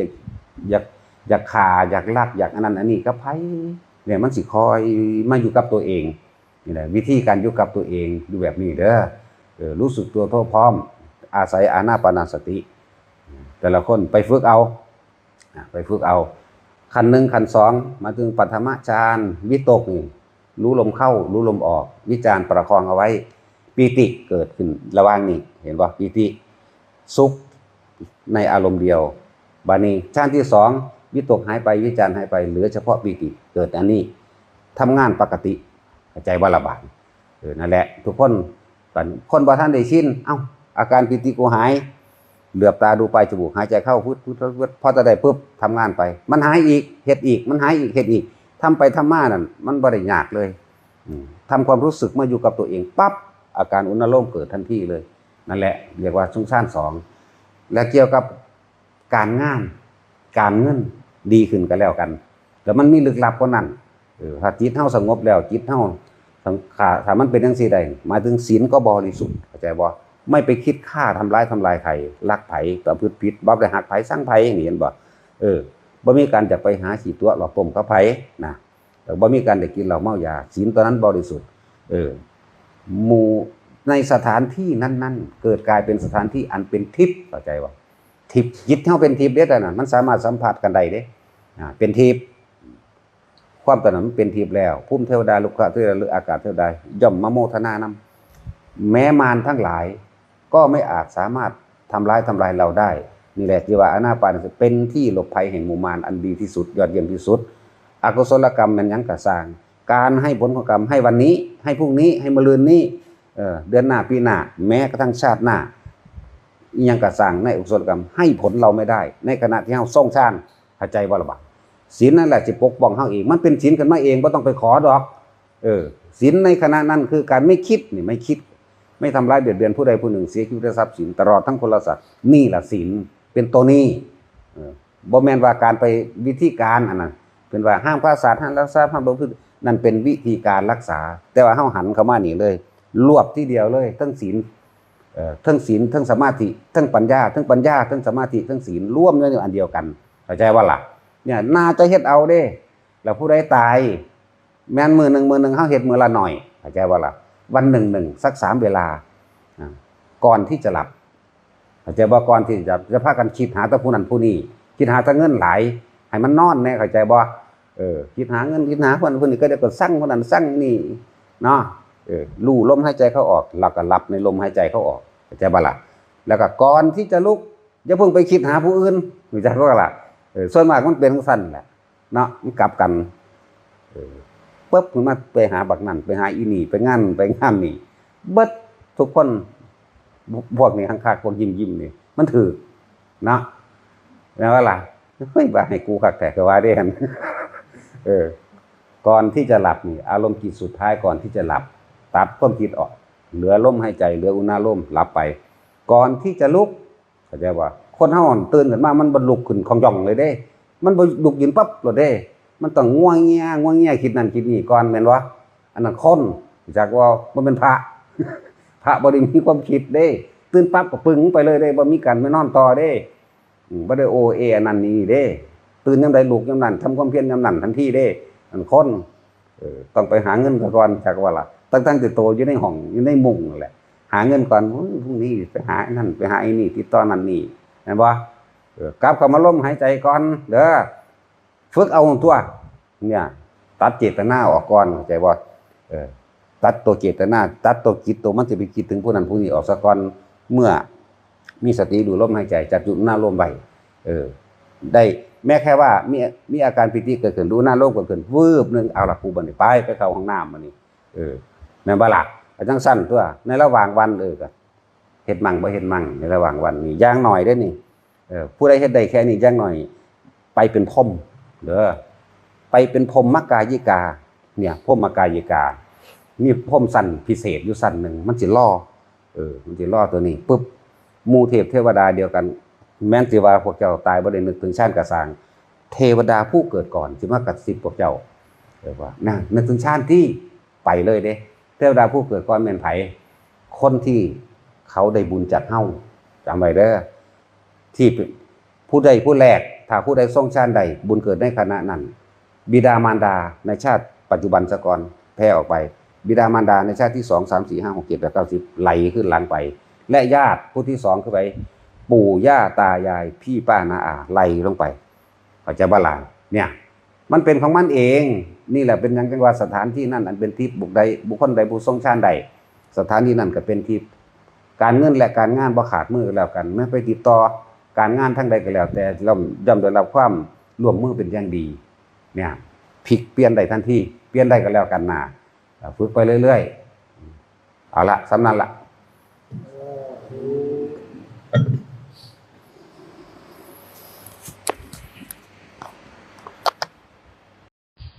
สิพลาดเด้อแต่ด้านใดสิอธิบายคำว่าจิตพระอรหันต์ถึงความบริสุทธิ์หลุดพ้นแล้วหรือที่ว่าเป็นธรรมธาตุแล้วปุถุชนทั้งหลายบ่เข้าใจดอกระหว่างจิตกับระหว่างกายกระทำคนละอันคนละแบบคนละอย่างกันดีที่เป็นอย่างจังว่าอย่าเชื่อเพราะว่าตาเห็นอย่าเชื่อเพราะว่าหูได้ยินอย่าเชื่อเพราะว่าได้ยินได้ฟังสืบต่อกันมาอย่าเชื่อว่าเพราะว่าบุคคลผู้นั้นเป็นผู้สมควรเชื่อนี่คือวิธีห้ามเจ้าของไว้ซะก่อนเด้อจิตพระอรหันต์ที่เป็นพระธรรมธาตุแล้วเป็นจิตบริสุทธิ์บ่มีที่ใดที่เป็นที่พึ่งที่เกาะอีกแล้วบ่มีห่วงสิ่งใดอีกแล้วเป็นคือบริสุทธิ์แล้วขณะผู้ที่บ่ท่านได้ถึงพระอรหันต์แค่เข้าใจแค่เข้าใจแต่ว่ายังไม่เข้าถึงยังไม่รู้ซึ่งแม้ว่าโสดาสกิทาคาหรืออนาคาก็ตามไปพูดถึงธรรมธาตุของพระอรหันต์จิตเพิ่นบริสุทธิ์เพิ่นแล้วแต่ความหลงลืมสติในเรื่องของโลกมีอยู่เรื่องของโลกนี่บ่รู้ผิดรู้ถูกแล้วบ่รู้อะไรควรหรือบ่ควรแล้วแต่ที่เว้าในภาษาเฮาซุมื้อนี้ก็คือว่าเป็นอัลไซเมอร์เนาะสติเลื่อนหลงเลื่อนไปแล้วบ่รู้ว่าสิ่งนี้ควรสิ่งนี้ไม่ควรหรอกเด้แต่ว่าดวงจิตยังเป็นธรรมชาติแต่กายนั้นเป็นธรรมชาติอันหนึ่งของกายที่มันสิเป็นไปของมันเองในสมัยครั้งพุทธกาลมีอยู่พระอัสสชินั่นถึงเด้อพระวปะพัทยมหานามะพระอัสสชิเป็นองค์ที่ห่างทุหน่อยก็มูนี่เพิ่นแก่ชราลงไปแล้วเพิ่นก็เป็นโลกเป็นสติหลงลืมในความควรหรือไม่ควรเรื่องของโลกถ้าถามเพิ่นเรื่องโลกเพิ่นสิจำหนังบ่ได้เพิ่นสิเป็นเลอะเพิ่นสิเว้าไปเรื่องของเพิ่นต่างหากสิถามนี่เลยเอิ้นว่าเลอะเลื่อนแล้วทั้งโลกแต่ว่าจิตเพิ่นบริสุทธิ์หลุดพ้นแล้วพวกเจ้าสิเคยได้ยินได้ฟังจักเทื่อบ่ถ้าบ่มีเหตุการณ์เขาก็ว่าเทศคือกันในจังซี่เพราะว่าเพิ่นเอาไปฟุ้งซ่านไปซื่อๆบ่มีเครื่องเบรกบ่มีเครื่องเทียบพระอัสสชิมันเป็นผู้มีสติหลงลืมด้านโลกบ่รู้ว่าอันใดควรอันใดไม่ควรแต่มีเครื่องยืนยันอยู่สิ่งหนึ่งสำหรับบุคคลที่ว่าถ้าเข้าใจว่าเพิ่นเป็นบ้าแล้วนึงสติลงฟุ้งเลอะเลื่อนแล้วทีนี้มีพระองค์หนึ่งเขาไปถามไหนบอกว่าพระอัสสชิเป็นถึงขั้นว่าเป็นอาจารย์ของพระสารีบุตรด้วยซ้ำไปเป็นยังคือเป็นจังสั้นเป็นยังคือเฮ็ดอีหยังบ่ควรจากขี่ลงหันจากเหี่ยวก็เหี่ยวลงหันบ่ฮู้จักรักษาตัวเองแบบนั้นแบบนี้มีคนกล่าวตู่พ้นธนามากมายหลายอย่างจนเป็นเรื่องพ้นธนาเข้าถึงพระพุทธเจ้าพระพุทธเจ้าแล้วบอกนั่นพวกเธอต้องการรู้หรือไม่ ว่าจิตที่บริสุทธิ์ของพระอรหันต์เป็นเช่นไรขอให้พวกเธอเนี่ยเข้าไปถามหลักธรรมที่ท่านได้บรรลุแล้วเข้าไปถามหลักธรรมในอริยสัจสี่นี่แสดงธรรมเปี้ยงเปี้ยงเปี้ยงเปี้ยงเลยนี่คือเครื่องยืนยันของพระอรหันต์จิตที่บริสุทธิ์แต่ว่ากายนั่นน่ะมันเป็นกรรมอันนึงของมันต่างหากคำว่ากายนั่นน่ะที่เลอะเลื่อนจำยังบ่ได้เฮ็ดยังงกงามแหละฟังเอาไปเป็นตัวเทียบไว้อันพวกอันยินดีในบาปนะหรือพวกเป็นต้นเหตุแห่งบาปนั่นน่ะพวกสมศรีสีปรมาโนบ่เป็นใดดอกแต่ว่าผู้จุดประกายผู้แรกนั่นหนักมากอยากบอกผู้เห็นคล้อยตามเพราะบุคคลผู้อื่นยุยงก็ได้รับกรรมนี่ลงนรกมหาเวกีนั่นนับประมาณบ่ได้นาแต่ว่านับปีก็ดีนั่นแหละเดี๋ยวก็บ่แม่นมีแค่นี้มีอีกที่มีในตัวอย่างนั่นน่ะมีในตัวอย่างคือพระอัสสชินี่องค์หนึ่งละอุปถากของคนนี่เข้าใจดีแต่ไปปล่อยนั่งใบห่มใหม่ก็นั่งขี้อดินอยู่หั่นขี้อดินลกหญ้าถอนหญ้านะบ่ได้รู้เรื่องได้ว่าเจ้าของทำผิดหรือทำถูกแต่ว่าบ่ได้รู้เรื่องแล้วว่าอันนี้ควรอันนี้ไม่ควรไม่รู้อันนั้นเรื่องของกายมันเป็นไปของมันว่าท่านเพิ่นก็บ่ไข้บ่ป่วยท่านตัวธาตุก็บ่พิการนั่นแหละเรื่องของร่างกายก็อย่างนึงเรื่องของจิตอันบริสุทธิ์ก็อย่างนึงเอาไปเพิ่นไปนั่งตากแดดไว้เพิ่นก็นั่งตากแดดอยู่หันเอาเพิ่นไปนั่งไว้ใต้ห่มไม้ถ้ามีหญ้าเพิ่นก็ลกหญ้าอยู่หันนี่คือเป็นเรื่องของกายที่เพิ่นบ่รู้เรื่องแล้วแต่ว่าเครื่องพิสูจน์อยู่อย่างนึงลองไปถามหลักธรรมเบิ่งไม่หลงลืมถ้าเรื่องหลักธรรมดอกบ่ว่าสิเป็นทุกข์สมุทัยนิโรธมรรคปฏิจจสมุปบาทสัมมาทิฏฐิยังก็แล้วแต่แสดงธรรมนี่เปี้ยงเปี้ยงเปี้ยงขึ้นมาทันทีเลยคนบ่สงสัยอยู่หลวงปู่เรื่องของหลวงปู่แสงเฮานี่แหละเพิ่นบ่ได้รู้จักหยังเลยได้ทางกายเพิ่นนั่นน่ะแต่ว่าทางใจเพิ่นเวลาเพิ่นแสดงธรรมเพิ่นก็แสดงเห็นบ่เพราะตอนมีคนอาราธนาให้แสดงธรรมขอนั้นคนนี้สัตว์เปี้ยงขึ้นมาทันทีเลยจะไปหาเบิ่งผู้อื่นให้เบิ่งเจ้าของให้น้อมเข้ามาหาเจ้าของจะไปหาเตือนแต่ผู้อื่นให้เตือนเจ้าของนั่นผู้ใดเฝ้าสังเกตจิตอยู่ทุกเมื่อผู้นั้นแหละใกล้ความเป็นอรหันต์เนี่ยนี่หรือหลักธรรมที่เพิ่นแสดงออกมาอันนี้เป็นเครื่องยืนยันพระอัสสชิก็คือกันบัดนี้เทียบในพุทธกาลกับในปัจจุบันการในขณะนี้พระหลายอย่างพระผู้เพิ่นไปทวงดูคือพระกังขาเลวตะจากบาลาก็ยินอยู่บ่ตะกี้เพิ่นบ่ได้ชื่อว่ากังขาเพิ่นชื่อว่าเลวตะผู้มีความสงสัยมากเรื่องเอิ้นว่ากังขาและนี่ยังก็ถามเอาทำเอาเราบ่เฮ็ดเอาจักเทื่อพระพุทธเจ้าโอ้เฮ้ยผีบ่าความหมายเป็นยังไงบั่นเฮาว่าเรื่องกังขาเรวตะนั่นแหละสงสัยยังถามมันก็คนรำคาญอย่างท่านเปี้ยงซะจังหวะจักว่าล่ะแบบนั้นแหละนี่แหละเหตุมันนี่อยู่ในสมัยนั้นไปเฝ้าจับผิดผู้อื่นได้สั่นสิได้ว่าพระอัสสชิเป็นอรหันต์แม้กระทั่งว่าพระสารีบุตรก็ยังเข้าไปเคารพกราบไหว้ไหนบอกว่าพระสารีบุตรเป็นเอตตะคะทั้งเลิศทั้งปัญญาบ่รู้บ่ว่าพระนั้นเป็นบ้าว่าซั่นเบิ่งโอ้ยหยุดเธอต้องไปขอขมาเดี๋ยวนี้ดูนั่นพระพุทธเจ้าบอกไปขอขมาเด้แต่ยังบ่ลงเพียงแต่ว่าไปแท้คำสั่งแต่ว่าใจบ่ลงซั่นพระเจ้าเลยโอ้สิเอากับมันจังได๋ดีนอก็หมายก็ไม่เอาง่ายๆก็เลยว่าให้เธองั้นเธอไปถามหลักธรรมอันใดที่เธอสงสัยให้ไปถามอัสสชิเถิดก็ไปถามล่ะเป็นแสดงธรรมปึ๋งขึ้นมาทันทีเลยแสดงธรรมบทนั้นสงสัยอะไรแสดงธรรมนี่ก็หลักธรรมล้วนๆด้วยความบริสุทธิ์ล้วนๆเลยนี่แหละบาดนี้เฮามาคิดเบิ่งหลวงปู่แสงเวลาแสดงธรรมก็แสดงดิหลักธรรมน่ะเพิ่นจำได้ดีแม่นยำหลักธรรมพอมันออกจากจิตที่บริสุทธิ์มันปึ๋งขึ้นมาทันทีเลยไอ้ความบริสุทธิ์ในหลักธรรมมันออกขึ้นมาแต่ว่าเรื่องของร่างกายนั่นถ้าเว้นออกจากธรรมแล้วปึ๊บนี่ก็จะจังซั่นแหละเอาเพิ่นไปว่าจังไดเอาเพิ่นไปเฮ็ดจังไดเพิ่นก็เฮ็ดไปดิคือเขาห่มใส่เพิ่นนี่เนาะเพิ่นก็ว่าเขามาขอของดีเพิ่นมีเมตตาไปเอาไป เนี่ยเข้าใจทำนั่นนึงได้ปรุงเลงไปออกไปเพื่อได้แล้วให้ไปพวกหมายเพิ่นนั่นน่ะไปนั่นคือได้แล้วก็ไปผู้ใหม่เข้ามาเพิ่นเข้าใจว่าจังซั่นในธาตุขันธ์ว่าจังซั่นพระโกณฑัญญะบ่เป็นหยังอันนี้พระโกณฑัญญะไปอยู่ผู้เดียวพระว่าพระพัทธิยะพระมหานามะก็เป็นแต่ว่าบ่หนักบางทีก็จังชื่อได้อยู่เอ้ากูมาอยู่หยังนี่ก็ขึ้นเมื่อคือมีอยู่เดือนนึงเพิ่นลงไปในน้ำบ่ได้หูเมื่อโตว่าเจ้าของลงน้ำแต่ว่าบัดไปสะดุ้งเอ้ากูมาอยู่หยังนี่ก็เลยขึ้นเมื่ออุปถากเผลอรู้จักว่าอุปถากเผลอบ่หนักซะมันพระอัสสชินี่เป็นเศษกรรมเก่าที่เคยเป็นมาก็เลยต้องรับสิ่งเหล่านี้เป็นธรรมดาถ้าผู้เพิ่นถึงบ่ฮู้จักหน้าแนวมื้อนี้เอาหน้าแต่ว่าผู้เขาเจ้ากำลังเดินทางมรรคเนี่ยเขาเจ้าบ่ปรามาสเด็ดขาดขนาดสัตว์เดรัจฉานยังบ่ปรามาสสิภาษาอีหยังกับเรื่องสูงขนาดนั้นภิกษุบวชใหม่สามเณรน้อยจังซี่เขาเจ้าก็บ่ได้ปรามาสเด้นั่นแหละนี่คือความต่างแต่บ่มีเรื่องนี้ก็บ่เว้าดอกเนาะเว้าก็บ่เว้าคนบ่จักที่จักแดนฟังบ่ที่บ่แดนนี่พวกอื่นๆฟังเอาเด้อพวกนี้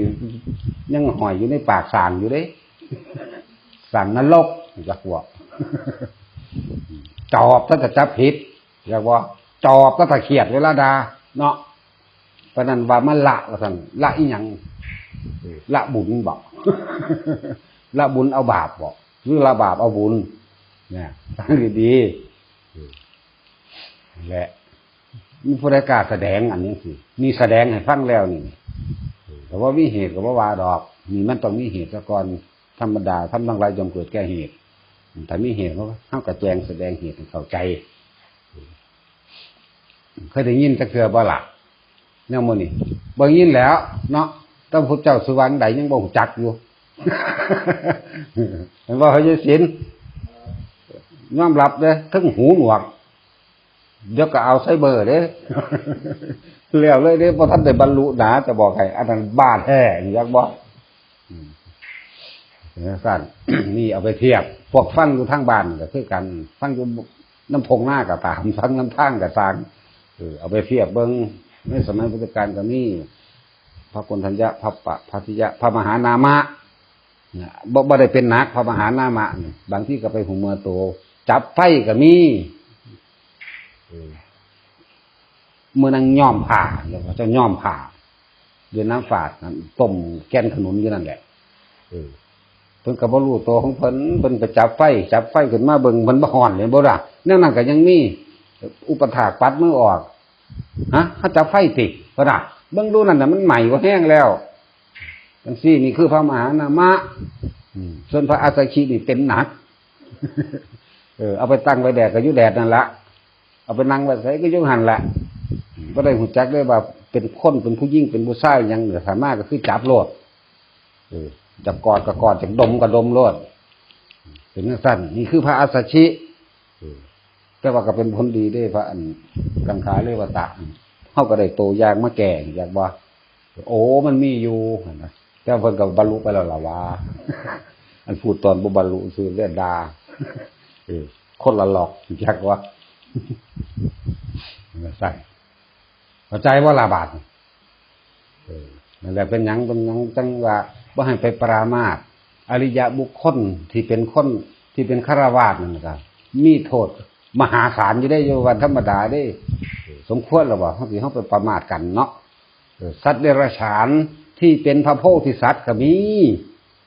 นั่นแหละหลวงปู่โตเพิ่นลงอุโบสถลงมาแล้วหมานอนขวางอันทางบันไดโยมขออาตมาไปหน่อยเบิ่งดูอุปถากคนสององค์บ่ถือกันดอกสององค์นั่นก็เลยถีกันบ้องแปงตีหัวกันแตกก็ได้โอ้เป็นจังหลวงปู่เขาวางสิกันเอ้ยมึงรู้หรือไม่วะว่าไม่แน่นะอาจจะเป็นพระโพธิสัตว์นะจ๊ะว่าเป็นจังสั้นแล้วพระใหญ่ขนาดนั้นเขาเจ้ายังประมาทนั่นแหละจังว่าเอาไปเป็นคติเด้อแต่ละคนไปพ่อเมื่อ โอ้ยมองนี่ล่ะมองมันถือใจเนาะ บางเมื่อนี่ซื่นวัดล่ะเบิ่งดูหั่น พวกคำถามมันผีมีจริงไหมบ่ตอบดอกไปหาพิสูจน์เอาเองเด้อวิญญาณมีจริงไหมจังซี่ไปเรียนรู้ไหมตายไปซะก่อนจังสิรู้จักไปตายเบิ่งนะหรือว่าพวกถามว่าเคยตายแล้วเหรอจึงพูดตาย4เทื่อแล้วตั้งแต่กูเกิดมาชาตินี้เนี่ยกูตอบแล้วจักบ่ล่ะตายที่1นรกตายที่2นรกจักบ่ตายที่3อยู่ระหว่างกึ่งกลางตายที่4กูบ่จักมาอีกตอบแล้วเด้อกูเว้าบ่ม่วนพร้อม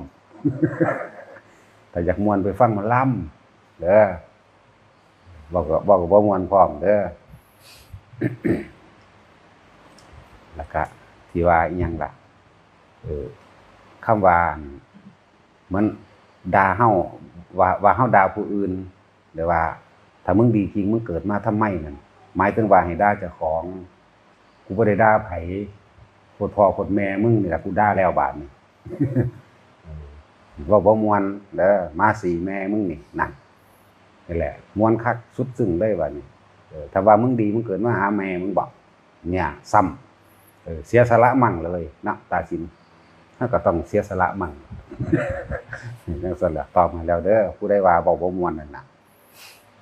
ไปฟังหมอลำมึงมักเพลงใดฟังเพลงลังอังกฤษไปฟังเอาทั้งอยากมักม่วนอย่ามาฟังเคยตายแล้วบ่ตายตอนนี้ก็ตายทั้งดิบพร้อมตายแค่ที่5จากบ่ล่ะเฮาก็ต้องเสียสละมั่งคือกันเลยแต่สูยังเสียสละกล้าว่ากูก็กล้าเสียสละตอบคือกันนั่นแหละ ทำบุญกับไผยังสิได้บุญมากเขาถามอีกอันนึงอันนี้เป็นตาตอบให้อยู่ก็สิตอบตามพุทธเจ้าเพิ่นเว้าไว้แต่ว่าให้สัตว์เดรัจฉานก็มีอานิสงส์100คนทุศีลอานิสงส์ 1,000 ไปจังซี่ละให้คนมีศีลอานิสงส์ 10,000ทานให้กับผู้ปราศจากกามวิตกจากกามหรือว่าผู้บ่มีนิวรณ์สิเฉียดกันเลยกับอริยะหมายถึงผู้ทรงฌานเด้อสัตว์เดรัจฉานอานิสงส์100คนทุศีลหมายถึงบ่มีศีลหยังเลยจักอันจักอย่างก็สร้างก็เป็นพันอยู่แล้วคนมีศีลแค่มื้อเดียว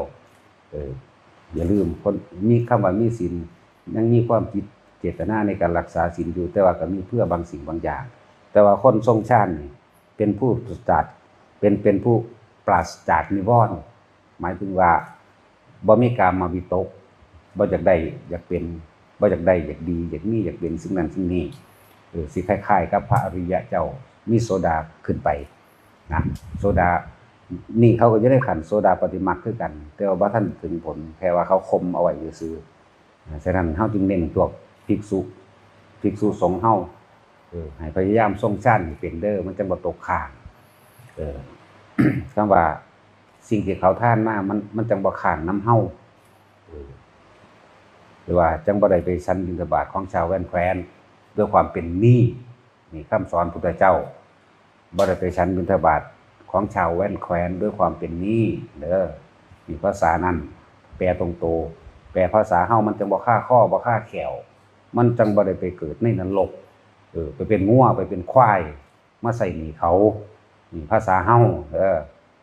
จึงบอกว่าทุกครั้งที่ออกเดินบิณฑบาตหรือรับฉันบิณฑบาตหยังก็แล้วแต่เถอะเอาเท่าเดี๋ยวนี้แหละเนี่ยก็สั่งรับอาหารตามสมมาภายหลังให้ทรงฌานตลอดเด้เป็นผู้ปราศจากกิเลสเพียงดำเนินหรือเป็นผู้ปราศจากนิวรณ์ที่พวกเฮาสอนกันว่าให้ทรงฌานนั่นแหละ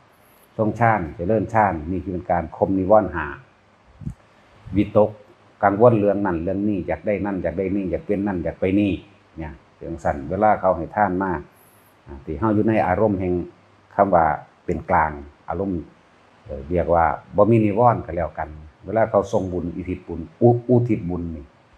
บุญนั้นก็สิไปบ่ข้านอยู่นำเฮาให้เข้าใจวางซั่นมันสิบ่ข้านเฮาบ่ฆ่าข้อเฮาบ่เข้าไปใหม่ในท้องเฮาเองถ้าพวกเธอทั้งหลายทำอย่างนั้นน่ะพึงไปกินถ่านไฟตายในนรกดีกว่านี่เฮาสิแนะนำกันอยู่ตลอดทุกอิริยาบถให้มันทรงฌานได้มากที่สุดจ จะชันบิณฑบาตของชาวแคว้นด้วยความเป็นนี่พุทธวจนะนะ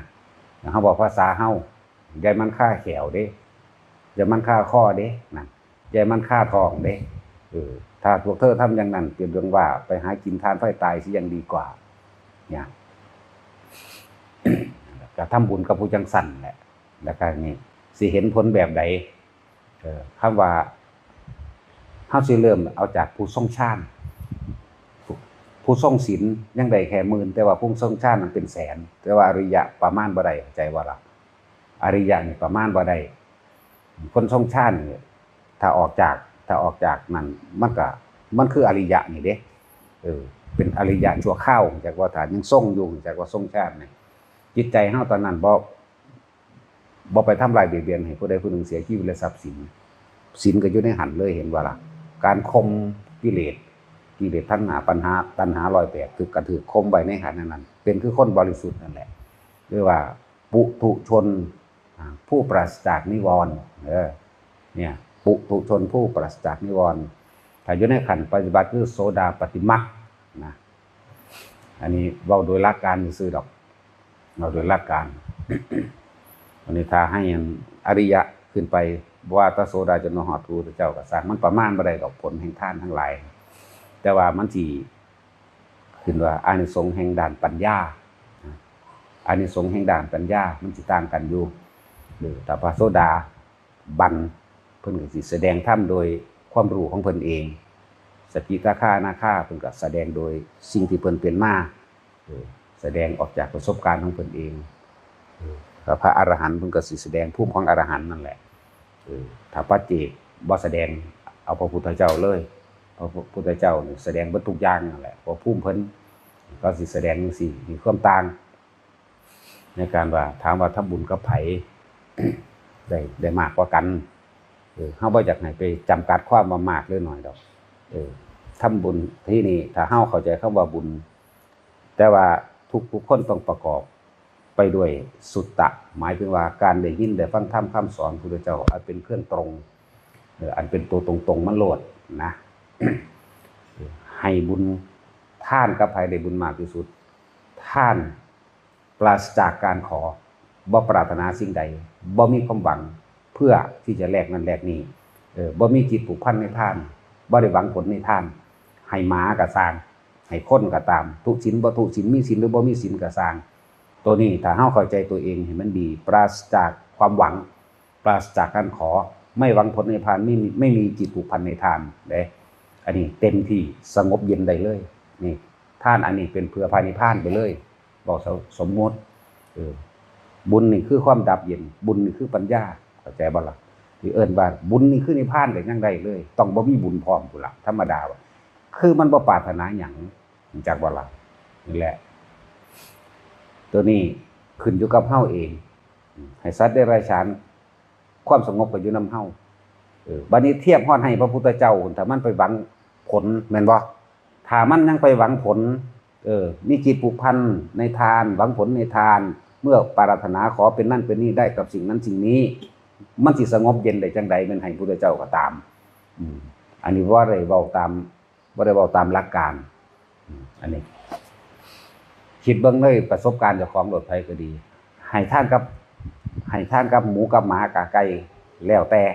ถ้าเฮาบ่มีความหวังบ่มีความปรารถนาสิ่งใดสิ่งหนึ่งเลยขาดเลยได้นั่นน่ะสงบเย็นแล้วดับเลยได้นั่นน่ะธรรมดาบ่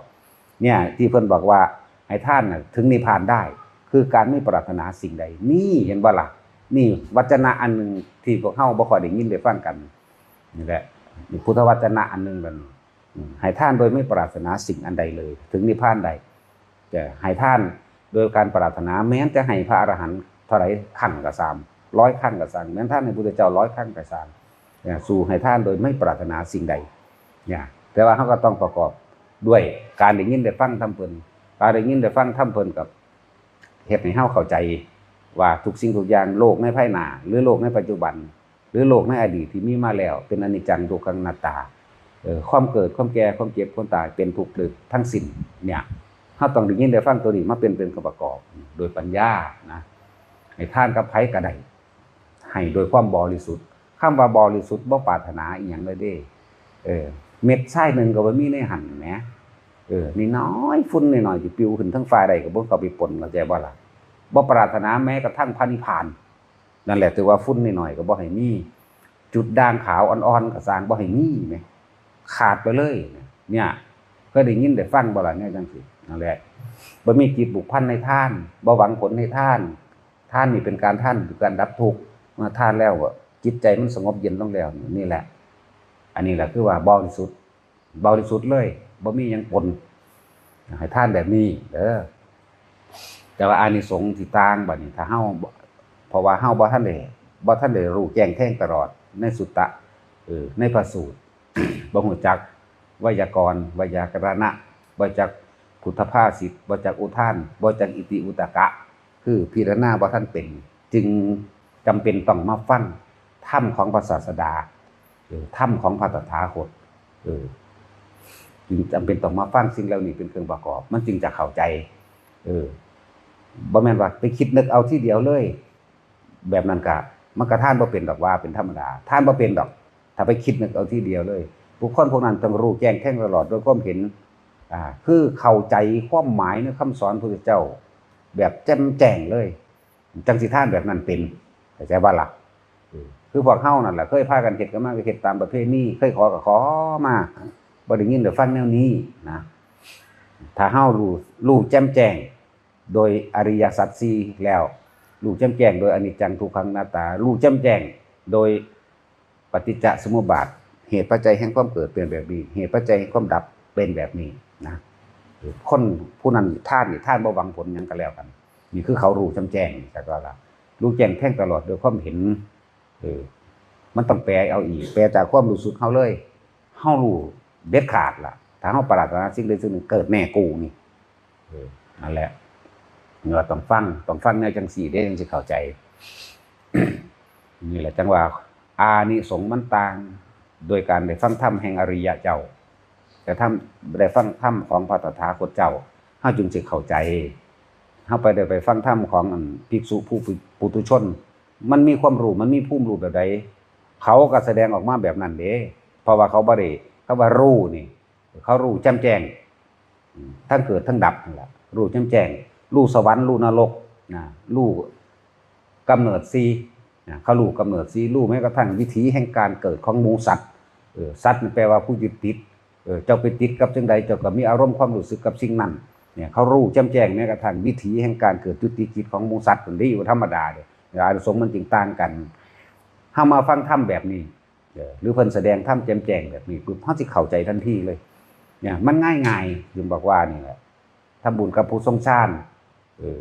ผู้ปราศจากนิวรณ์เข้าใจว่าล่ะมันเป็นล่องซิมล่างอริยะล่ะนั่นเข้าใจว่าล่ะมันบ่มีศัตรูเด้ตอนที่เฮาทรงเฮาคมอยู่นั่นจึงบอกภิกษุพวกเฮา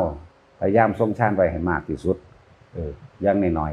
ๆอย่าให้ต่ำ12ชั่วโมงครึ่งหนึ่งของจิตครึ่งหนึ่งของมือพุ่นเด้อนอกนั้นก็เอาไว้นอนนั่นแหละเว้ยนอนก็นอนหลับในฌานเด้แบบคนที่เขามาให้ทานกับเฮาเองเขาก็เกิดบุญและเกิดปัญญาจักบ่บุญหรือปัญญาเขาสิเกิดฟังธรรมก็ง่ายสงบนิ่งน้อมโสตปัญญังคะน้อมโสดลงมาเพื่อที่จะฟังแล้วก็พิจารณาตามได้แล้วก็ธรรมที่อธิบายออกไปนี่ง่ายๆเป็นภาษาที่ง่ายถอดออกจากความรู้สึกเลยถอดออกมาจากสี่นะแล้วก็บ่ผิดแปลกแหวกแนวออกจากเรียกว่าคำสอนพระพุทธเจ้าหรือหลักการนั่นแหละเทียบได้โดยพระสูตรเทียบได้ความรู้สึกเทียบได้ยังเทียบได้มันก็เลยเข้าใจง่ายเลยว่าท่านแบบได้บุญมากบุญคือปัญญาเด้อนั่นแหละหาเลือกเอาหาเลือกท่านเอา แต่ว่าท่านที่ว่าตัดขาดเลยทีเดียวนั่นท่านให้มันขาดออกจากใจของเจ้าของเองโดยความบ่หวังผลบ่มีจิตผูกพันในท่านบ่ปรารถนาผลแห่งท่านนี่แหละที่ว่านั่นเปิดธรรมที่ปกปิดจักบ่ ที่จริงเนี่ยธรรมะต้องเปิดเผยปิดบังมันเศร้าหมองจะไปมกเม็ดจะไปซ่อนเล่นซ่อนในจะไปขายสวรรค์จักบ่ล่ะพวกนั้นน่ะขายสวรรค์ขายความสมปรารถนาเฮ็ดอันนั้นเฮ็ดอันนี้แล้วจะได้อันนั้นจะได้อันนี้เฮาบ่ต้องอยากได้หยังเลยเข้าใจบ่สิได้สวรรค์สั้นนั้นสิได้เป็นพรหมโลกสั้นนั้นเกิดชาติหน้าเจ้าสิได้เป็นเศรษฐีเป็นจักรพรรดิ เกิดพบได้ชาติใดเจ้าสิรวยตลอดจังซี่หยุดจะมาแสดงแนวนั้นอันนั้นเป็นของตกข้างซื่อนี่แหละจังว่าท่านมองใดมันได้ปัญญามันได้บุญเกิดความสงบเย็นเกิดความเข้าใจรู้แจ่มแจ้งในประสบการณ์จริงและชีวิตจริงของเจ้าของเองมันบ่ได้อยู่ในตำราความจริงโดยธรรมะมันอยู่นำเจ้าของมันอยู่ต่อหน้าต่อตาเฮามันอยู่นำเฮาเดี๋ยวนี้นั่นแหละถึงว่าหลายๆคนนั่นน่ะให้อาศัยประสบการณ์ของเจ้าของเองเทียบกันกับคำสอนพระพุทธเจ้าโดยอริยสัจสี่แม้ความเกิดก็เป็นทุกข์ความแก่เป็นทุกข์ความเจ็บเป็นทุกข์อยู่ไหมความเจ็บไข้ไม่สบายนี่เป็นทุกข์ไหมความพัดพลาดจากสิ่งที่รักก็เป็นทุกข์สิ่งใดสิ่งหนึ่งที่ไม่ได้ดังใจสิ่งนั้นย่อมเป็นทุกข์ไหมก็นี่ไหมก็เอาเจ้าของที่เทียบใส่กับความสอนเพิ่นแน่มันสิออกหนีไปจากพระสูตรมาตรฐานใดนังสั่นบัดนี้ประสบการณ์เจ้าของจริงก็เทียบเอาตัวนี่คือแสดงเหตุสี่แจงให้ฟังให้นัยยะทุกคนมาเทียบเบิ่งคือเฮาท่านมีจิตผูกพันในท่านย่านท่านบ่ถึงผู้นั้นผู้นี้หรือว่าหวังผลในท่านเพื่อสิแลกสวรรค์เพื่อสิแลกเป็นนั่นเป็นนี่นี่แหมหวังผลในท่านมีจิตผูกพันในท่านนี่แหละถือว่าท่านแลกของท่านเพิ่มทุกข์ท่านพวกนี้ท่านบ่ดับทุกข์ดอกท่านก็ไปท่านเราไปเกิดใหม่เนี่ยที่เว้าภาษาบ้านเฮาแต่บ้านเข้าใจง่ายกว่าเฮาจึงถอดเอาความรู้สึกนี่ออกมาเว้าซึ่งเป็นของเว้ายากอยู่เด้มันธรรมดาเด้เห็นเว้าว่าบ่ม่วนจังซี่ก็เลยบ่ม่วนแต่บ่ลึกซึ้งเด้สิบอกให้เนาะถ้าบ่ลึกซึ้งก็สร้างแมงแบบว่าได้สั่นๆแหละเพิ่นจักตัดอยู่เด้ นั่นแหละแต่ละคนท่านมองได้บุญบัดก็คิดเอาเองตัวบาดนี่เนาะตะกี้บ่เคยได้ยินได้ฟังแนวนี้ตะกี้กูท่านอีหยังเข้าก็สร้างกูขอเอาถูกลอตเตอรี่บ่ได้เอาได้รางวัลที่1จักบ่มันเอาแจ็คพอตอย่างน้อยๆกูก็130ล้าน160ล้านพูนอยากคือเขาเนี่ยก็คิดเบิ่งความจริงของเจ้าของแหน่มันแม่นหรือบ่แม่นบัดนี้แม่นบ่ล่ะใส่เข้าท้อปูมือนี่นึงได้ฮะนี่เงิน20บาทกำแล้วกำอีกทั้งหวงไว้กูสิซื้อขนมลูกกูสิบ่ดีกว่าบ่หลานกูบ่ดีกว่าบ่กำอยู่ว่าซั่นเหี่ยวออกอยู่ซั่นธรรมดาบ่เนี่ยมีจิตผูกพันในทานเห็นบ่นี่นึงมาผงชูรสก็ว่าซื้อผงชูรสออกไว้ก็ยังมีนะเลยใส่ตะเข่าเนาะพอผมมือนี่อมเอากับว่าพ่อสิอันแล้วทอนนะยังสั่นแล้วเห็นว่าตาสินนี่ขึ้นนี่แหละเอาความจริงในประสบการณ์จริงของเจ้าของเข้ามาเทียบเบิ่งแล้วก็ขอเบิ่งแนวขอแหน่ตั้งแต่อันลอตเตอรี่แจ็คพอตมันก็เกินนั่นเข้าหรอกเนาะแม่นบ่ล่ะยังสั่นแล้วว่าแต่เฮ็ดหยังก็จ่อเข้าอยากได้นั่นอยากได้นี่อยากเป็นนั่นอยากเป็นนี่โลดเด้นี่แหละเอิ้นว่าหวังผลในท่านมีจิตผูกพันในท่านแล้วก็อุทิศบัดนี้บ่อุ้ยพูนสะซ่ายายานไปเรียกว่าล่ะนั่นแหละมันบ่ไปถึงแต่ว่าพวกเฮาภิกษุผู้ทรงฌานนะ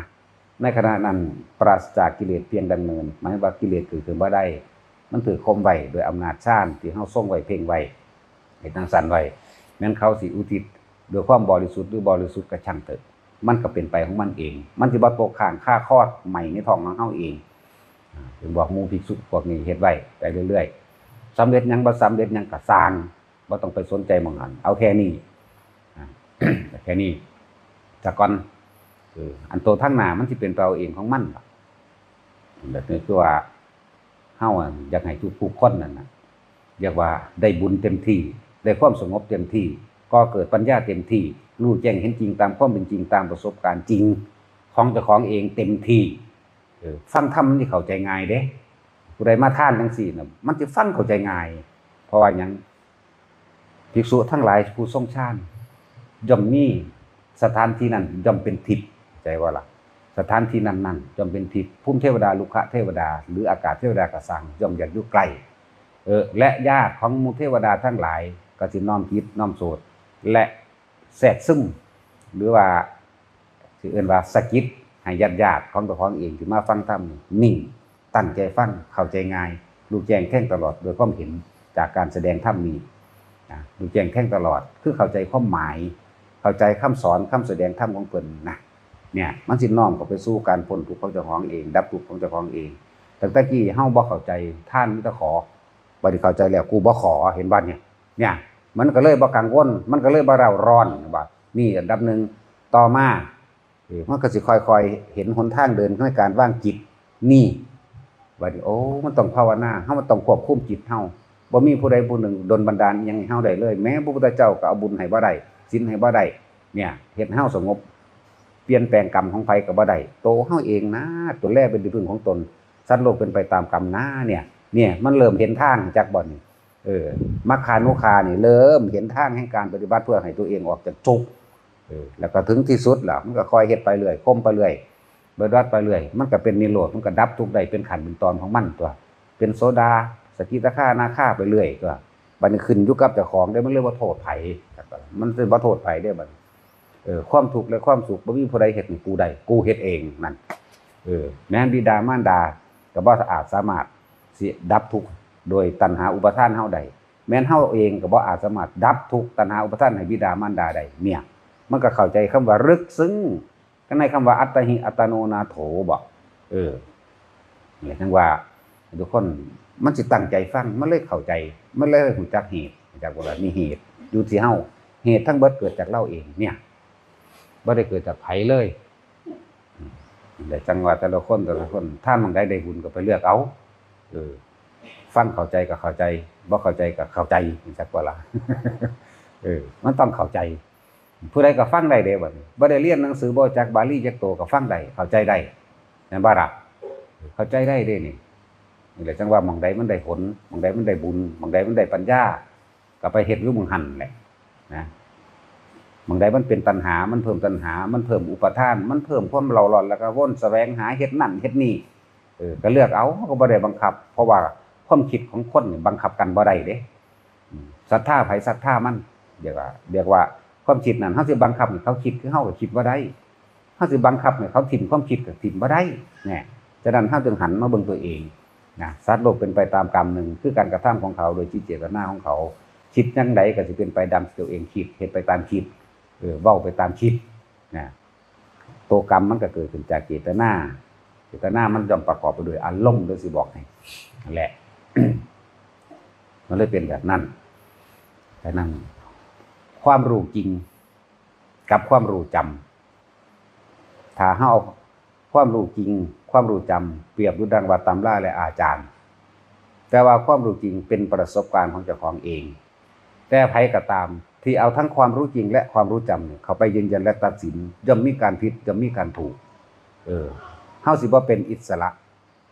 จากคำว่าปล่อยวางนี่คำว่าเอาความผิดเอาความถูกแม้นถูกจริงก็สร้างรู้แจ้งจริงๆตามความจริงและต้องจริงแบบนี้ก็ตามถ้านำความรู้จริงของตัวเองไปยืนยันตัดสินผู้อื่นนั่นแหละเฮาก็จะเกิดไปตามนั้นคืออัตตานุทิฏฐิจากบ่อัตตาเกิด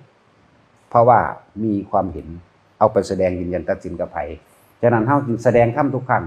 ไม่ยืนยันไม่ตัดสินผิดถูกกับไผแล้วแต่ไผขนาดนั้นเด้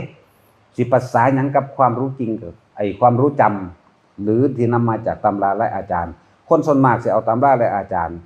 ความรู้จำไปยืนยันตัดสินผู้นั้นผู้นี้อาจารย์นั้นว่าอาจารย์นี่ว่าเนี่ยเห็นบ่ที่บอกว่าอย่าเชื่อจากว่าล่ะอย่าเชื่อตัวเองต้องพิสูจน์ตัวเองซะก่อนเมื่อพิสูจน์ตัวเองรู้แจ้งจริงๆตามความเป็นจริงโดยประสบการณ์จริงของตัวเองแล้วขนาดนั้นเฮายังบ่ได้ไปยืนยันตัดสินกับไผเด้เข้าใจบ่ล่ะความรู้จริงกับความรู้จำมันแค่ว่าเป็นอุปกรณ์ออกมาแสดงเพื่อว่าให้บุคคลผู้นั้นไปรู้เอาเองขนาดรู้เอาเองแล้วเจ้าสิว่างหรือบ่ว่างก็เรื่องของเจ้าเด้แม่นบ่ล่ะพุทธเจ้าเว้าจริงมาตลอดนั่นแหละว่าจริงมาเท่าไหร่พันปีแล้วล่ะว่าจริงมาแต่ของบ่ไปพิสูจน์เอาเองซื่อเอาแต่ความรู้ของเพิ่นไปเถียงกันฆ่ากันก็มีบ่ธรรมดาดิทำบัดเหยียบหัวกันก็มีเด้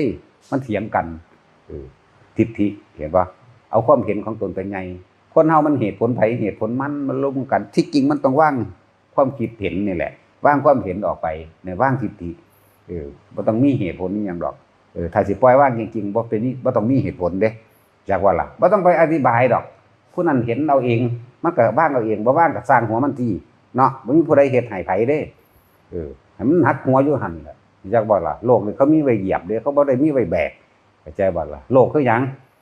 อารมณ์เด้อเวียนว่ายตายเกิดอารมณ์เด้อนั่นแหละไม่ใช่แม่มนั่นแหละนะ แต่เครียดให้ผู้นั้นเครียดให้ผู้นี้เอ้ยมันจังบ่ผูกคอตายแต่พุ่นเนาะกูบ่ไปซอยเลยในนรกแต่ลงไปกูจะเอาอีหยังเอาอีปิกดอกเนาะซับหัวลงเก่าบอกนะเดี๋ยวมานี่กูสิซับเองกูคือถอนอยู่ว่าสิวาง กูศูนย์แห้งแล้วนี่วางสิเนาะ เหยียบข้อไว้ซับลงเก่าๆอีกต่างหากพวกนั้นระบาดเฮ็ดคอยจังไว้มากูสิเฮ็ดเองเนาะผู้ใดเอาให้ถูกว่ามันเจ้าของบ่เนาะแม่นตัวขนาดผัวยังว่ากูเป็นเจ้าของอยู่แม่นว่าล่ะเข้าใจว่าเจ้าของเป็นเจ้าของเขาเด้นั่นน่ะร่างกายเจ้าของ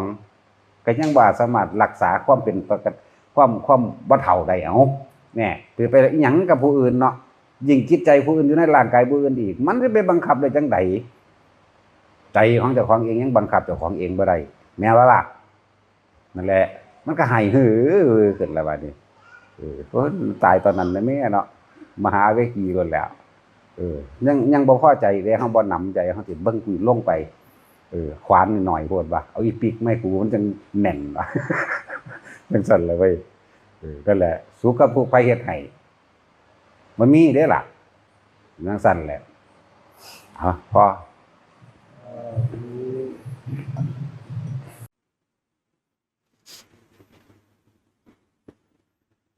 ถ้าเฮานี้เอาความคิดออกนอกกายออกจากฐานทั้งสี่มีแต่ความเร่าร้อนและกังวลทั้งนั้นแหละและจึงบอกว่านักปฏิวัติใจเจ้าของปฏิวัติความเคยชินเจ้าของแต่เฮาเอาความคิดของเฮาออกไปอยู่นอกกายในฐานทั้งสี่กายเวทนาจิตธรรมในตัวเองในกายตัวเองเป็นต้นถ้าเฮาคิดไปหาผู้อื่นน่ะมีแต่เรื่องเร่าร้อนมีแต่เรื่องกังวลมีแต่เรื่องอยากได้อยากดีอยากมีอยากเป็นทั้งนั้นนั่นแหละจังว่าเฮาเข้ามาสู่ฐานทั้งสี่เอาหัวใจมาโหลดบ่ต้องไปสนใจแสงสีเสียงความรู้ความเห็นอย่างอื่นๆดอกตราบใดที่เฮาบ่ทันได้เข้าถึงหลักจิตในจิตเนี่ยก็เกาะกายไว้ก่อนเกาะกายไว้กายคือลมหายใจเข้าลมหายใจออกนี่แหละเดี๋ยวมันก็รู้เข้าไปของมันเองลมเข้าลมออกเล่นอยู่กับลมนั่นคือทำความรู้สึกนึกคิดอยู่กับลมเจ้าของนั่นนะรู้ลมเข้ารู้ลมออกแล้วเดี๋ยวอาการปิตินั่นนี่ก็เกิดขึ้นไปมั่งเกิดมามั่งเรียกว่ากายแล้วก็เกิดความรู้สึกคือเวทนาตัวที่ควบคุมใหญ่อยู่แล้วก็คือความคิดนั่นแหละจิตในจิตที่มันว่านะความคิดควบคุมความคิดแต่ว่าคนแปลงคำใหม่ว่าเป็นสติกำกับความคิดสติกำกับจิตก็ว่าไปเฮาสิเห็นสิ่งทั้งหลายทั้งปวงที่มันเกิดขึ้นกับกายกับเวทนากับความคิดกับตัวเฮาเองดอกนี่แหละกายเวทนาจิตธรรมก็ได้สติปัฏฐาน4นี่แหละถ้าให้มีความคิดไปถึงสิ่งอื่นนอกจากกายของตนแล้วมีแต่ความกังวลแล้วเราร้อนอยู่บ่ได้มันสิคิดหาตามสัญญาที่มันเคยอยากให้เป็นนั่นแหละความจำได้ความหมายรู้ความอยากให้เป็นแบบนั้นอยากให้เป็นแบบนี้มันสิเล่าร้อนมันสิกังวลแล้วมันก็สิแสวงหาอยู่บ่ได้มันสิอดทนล้นบ่ได้อยู่บ่ได้ต้องไปตามที่มันคิดนี่แหละจังว่านักปฏิบัติทั้งหลายถ้าออกจากดอกกายไปแล้วก็เป็นอันว่ามีแต่ทั้งถูกทั้งนั้นถูกเล่าร้อนกังวลแบบนั้นแบบนี้คิดหาความปฏิบัติจริงมันไม่ได้ยากหรอกแค่รู้สติคิดนึกระลึกถึงลมเข้าลมออกเมื่อรู้อยู่กับลมเข้าลมออกมันก็หูว่าสั่นมันก็หูว่าย่าวมันหูว่าติดคัดแบบนั้นแบบนี้นี่มันระลึกแค่อยู่ในกายนี่หนึ่งเด้แล้วก็มีความรู้สึกนิ่มๆน่วงๆมีความรู้สึกขนลุกมีความรู้สึกโยกมีความรู้สึกสั่นทรายมีได้ยินเสียงนั่นนี่หรือเห็นแสงสว่างเห็นนั่นเห็นนี่ก็ว่าไปแต่ว่ามันระลึกอยู่ในกายคือเก่าอย่าหนีออกนอกกายแต่นี้ออกนอกกายเป็นวัตถุทั้งนั้นไปหาเกิดทั้งนั้นแหละเนี่ยจังว่าเพิ่นว่าความรู้อันใดก็ช่างแต่นี้จากฐานแล้วไปหาเกิดน้ำสิ่งที่รู้ที่เข้าใจว่าเจ้าของรู้นั่นแหละไปปรุงไปแต่งนั่นแหละหาเกิดเลยไปคิดนึกแบบนั้นแบบนี้เป็นแบบนั้นแบบนี้ก็เกิดอารมณ์ความรู้สึก ในความพอใจและบ่พอใจเนี่ยแต่เฮาควบคุมอยู่กับลมเฮาสิคอยเห็นล้ำลึกไปเรื่อยดอกเห็นก็เห็นความคิดเจ้าของนี่แหละบ่เห็นของอื่นดอกแล้วเฮาสิจับจุดได้ดอกจับจุดความอยากของเจ้าของเองแต่เห็นความอยากของเจ้าของเองมันก็เห็นนายช่างผู้สร้างเรือนนั่นตัวก็ความอยากเจ้าของเองอยากให้เป็นแบบนั้นอยากให้ได้แบบนี้อยากให้ผู้อื่นเป็นแบบนั้นพร้อมบ่แม่นว่าแต่เจ้าของนี่มันมองออกนอกตัวบ่ว่าลูกเต้าเล่าหลานบ่ว่าหมู่พวกคนรู้จักไปก็ช่างมันสิมีอยากให้เขาเป็นแบบนั้นอยากให้เขาเป็นแบบนี้ตามที่ความเรียกว่าสัญญาอารมณ์ที่เฮามีความรู้สึกว่าอยากให้เป็นแบบนั้นแบบนี้นั่นแหละมีความรู้สึกนั่นสัญญา แต่ถ้าน้ำใดที่เฮากลับเข้ามามีสติรู้อยู่ในลมเข้ารู้อยู่ในลมออกแค่นี้ความทุกข์เกิดบ่ได้ดอกเพราะมันควบคุมของมันเองอยู่แล้วที่มันเกิดขึ้นได้เพราะว่ามันอยากให้เป็นอยากให้ผู้นั้นเป็นแบบนั้นผู้นั้นเว้าแบบนี้ผู้นั้นเว้าผิดผู้นี้เว้าถูกเด้ถ้าออกนอกกายแล้วอะไรจังว่าสติกำกับจิตก็คือความคิดกำกับความคิดนั่นแหละที่แม่นอีหยังแต่มันคิดออกไปดึงขึ้นมาหาลมจังว่าฝึกไปเรื่อยๆรู้อยู่ในฐานทั้ง4นี่แหละบ่ไปไสมรรคผลนิพพานอยู่นี่มรรคเป็นต้นผลเป็นปลายมรรคคือการเดินล่มมรรคคือการรู้อยู่กับความรู้สึกแห่งตนมรรคคือการเห็นความคิดในความคิดแต่ของมันกำลังสิคิดไปดึงเข้ามาหากายนั่นแหละก็เห็นธรรมทั้งหลายก็คือสิ่งทั้งหลายทั้งปวงบ่ควรเข้าไปยึดบ่ควรเข้าไปถือเห็นสิ่งทั้งหลายทั้งปวงมันก็แค่เกิดกับดับความสุขความทุกข์นั่นบ่มีจริงมีแต่ความยึดมีแต่อารมณ์อารมณ์มันพาไปความคิดแสวงหาให้มันไปหาอารมณ์ที่พอใจเนี่ยความคิดกับสัญญากับความคิดมันจะไปแหละคิดแสวงหาให้ได้อารมณ์ที่พอใจพึ่งพอใจนั่นแหละมันก็ทุกข์น้ำอันนั้นแหละแล้วมันจังดิ้นรนแสวงหาอยู่เรื่อยๆและพวกหมู่ภิกษุนักบวชในเมื่อเฮาตัดความอยากทางโลกออกมาแล้วเหลือแต่การควบคุมความคิดเท่านั้นแหละจิตในจิตอย่างเดียวนั่นแหละฉะนั้นจึงเอาความคิดของเฮามาอยู่ในลมหายใจมั่งอยู่ในความรู้สึกแห่งกายมั่งอยู่ในมันนั่งเสียนดอกความคิดในความคิดมันกำลังสิคิดไปก็ดึงมาเนี่ยเราเห็นหลายอย่างหลังนี้เกี่ยวกับเรื่องวัฏฏะสงสารอันนี้เขาเห็นความเกิดเขาเห็นความดับเขาเห็นคนเกิดเขาเห็นคนตายเขาเห็นคนป่วยเขาก็เคยพลัดพรากเนี่ยจากสิ่งที่รักคนที่เขาหักก็ตายจากคนที่เขาหักก็หนีจากจังสิเขาก็เห็นแล้วแหละแล้วเขาสิอยากให้มันเป็นดังใจเขาอยากให้มันเป็นอย่างนั้นและทุกคนต้องการอารมณ์ความรู้สึกที่พึงพอใจเนี่ยจังว่าวิธีนี้เป็นวิธีที่ง่ายแล้วหมู่ภิกษุนักบวชทั้งหลายอย่าออกจากกายอย่าออกจากลมหายใจอย่าออกจากความรู้สึกตัวทั่วพร้อมหรือเป็นผู้มีสติสัมปชัญญะสติรู้ลมเข้าออกปัจจุบันรู้ลมเข้าออกสัมปชัญญะคือรู้สึกตัวว่าตัวเองยังอยู่กับตัวเองนี่แหละเมื่อกำลังมันเกิดมีแล้วหมายถึงกำลังแห่งสมถะ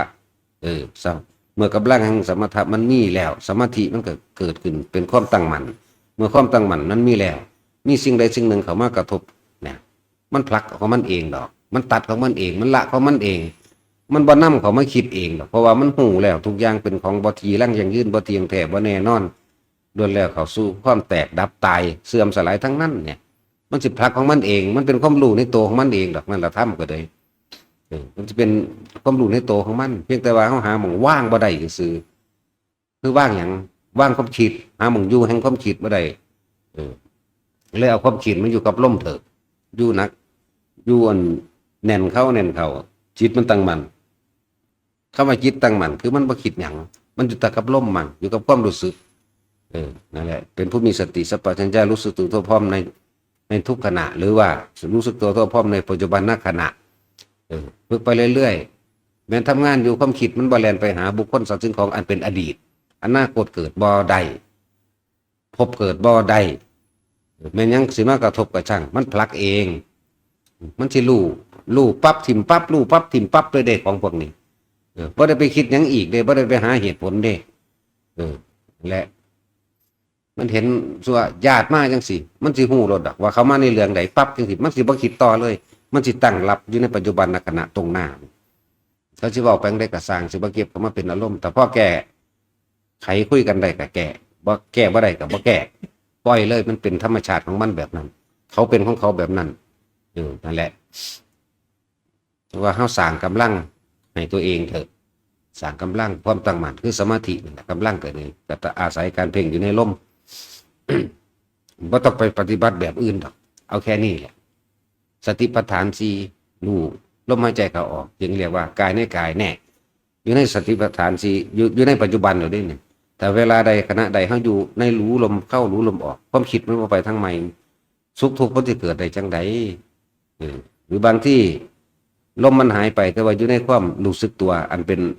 อาการปิติสัพพัญญะรู้สึกตัวทุกขณะจังสิเป็นก็เป็นปัจจุบันณขณะพร้อมนะเป็นสตินะรู้ในปัจจุบันจังสิความสุขความทุกข์มันจะเกิดได้จังไดความคิดทั้งบ่ไปพอจิตก็จิตนะครับคือมันคุ้มของมันเองอยู่แล้วแล้วจังว่าสร้างเหตุให้มันเที่ยงพอเถอะผลสิมาเองผลเฮาค่อยรู้เท่านั้นแหละนี่แต่รู้เท่านั้นรู้อันใดมีเรื่องใดเข้ามาปุ๊บมันบ่นำมาคิดถึงหน้าว่าให้มันเป็นแบบนั้นแบบนี้ดอกมันเป็นไปตามจากให้เป็นมันบ่เป็นจังซั่นมันปล่อยเลยมันปล่อยมันถิ่มพับพร้อมกันเลยเด้เรื่องใดก็สร้างกระทบพร้อมก็ตกล่วงลงไปพร้อมกันเลยบ่มีคิดต่อกันแล้วกันเฮ็ดไปจังซั่นทุกคนนั่นผู้ภิกษุนักบวชบ่จำเป็นต้องไปแสวงหาหยังอีกดอกอยู่แตะกับลมหายใจมันสิไปไสมันบ่หนีจากนี้ดอกพุทธเจ้าเฮ็ดมาทรมานร่างกายมานี่ทรมานโดยหลายๆวิธีมันตั้ง6 ปีปฏิตัสสรู้ก็เข้าสู่อานาปานสติ1เด้ล่ะเพิ่นทดสอบทดลองมาเบิดแล้วรูปฌาน4อรูปฌาน4แสดงฤทธิ์นั่นนี่ต่อสู้สิเอาชนะทางร่างกายจังซี่อดเข้าเท่าไรมื้อ40กว่ามื้อเพิ่นก็เฮ็ดมาแล้วหลายอย่างที่เพิ่นเฮ็ดมาเดินจงกรมบ่แม่นเดินธรรมดาพวกเฮาเทียบบ่ได้นั่งสมาธิก็บ่แม่นคือนั่งคือพวกเฮาพอชั่วโมง2 ชั่วโมงเด้นั่งเท่าไรมื้อเด้นั่งอยู่ทั้งภูเขาหิมาลัยแข่งกับน้ำแข็งเดินบนน้ำมั่งโอ้สารพัดที่เพิ่นเฮ็ดมาแล้วบัดสิเขามารู้เท่าทันใดมารู้ในอานาปานสตินี่เด้ลมหายใจเข้าออกนี่1เด้และผู้ใดเฮ็ดดูผู้นั้นผู้ใดมีความเพียรดูผู้นั้นสิเกิดปัญญาผู้นั้นสิเห็นเองสิละเองสิปล่อยเองสิว่างเองดอกนั่นแหละบ่ต้องไปหาวิธีอื่นดอกอยู่ในลมมันแหละแปลว่าเพิ่นทรมานมาตั้ง6 ปีบัดสิรู้ได้มารู้ในลมหายใจนี่เองต้องไปหาทางอื่นเป็นอยู่ไสก็สร้างอยู่ยากคือเก่าถ้าความคิดออกไปทางนอกมันสินั่งขังตัวเองไว้ในโบสถ์ก็ทุกข์คือเก่าให้ผู้อื่นผูกไว้ก็ทุกข์คือเก่าเพราะว่าความคิดนั่นแหละ จริงๆความคิดหรือใจหรือจิตของเรามันควบคุมหมู่ทั้งเบิดอยู่แล้วแหละแต่เพิ่นเรียงลำดับว่ากายเวทนาจิตเพราะว่าทุกอย่างมันเนื่องจากกายเพิ่นมาตัดเอาตรงนี้มันจังเข้าใจง่ายมาตัดตรงเอากายขึ้นก่อนรูปาราคะอรูปาคะรูปาราคะก็คือรูปนั่นแหละก็คือกายนี่แหละก็คือรูปนามเด้ก็อรูปาราคะคืออารมณ์นั่นแหละอรูปาราคะก็ดีแน่ก็เป็นรูปก็เป็นนามก็เป็นกายก็เป็นใจแค่นี้นึงวันนี้เฮาเฮ็ดจังได๋เฮาสิรู้เท่าทันมันก็เพิ่นก็เลยเอากายก็เลยเอากายในกายเลื่อนว่าลมหายใจอยู่แค่นี้แหละมันต้องเห็นเอาเองดอกสติปัญญาของเจ้าของเองสิแตกแขนงเอาเองดอกเอาละพอละ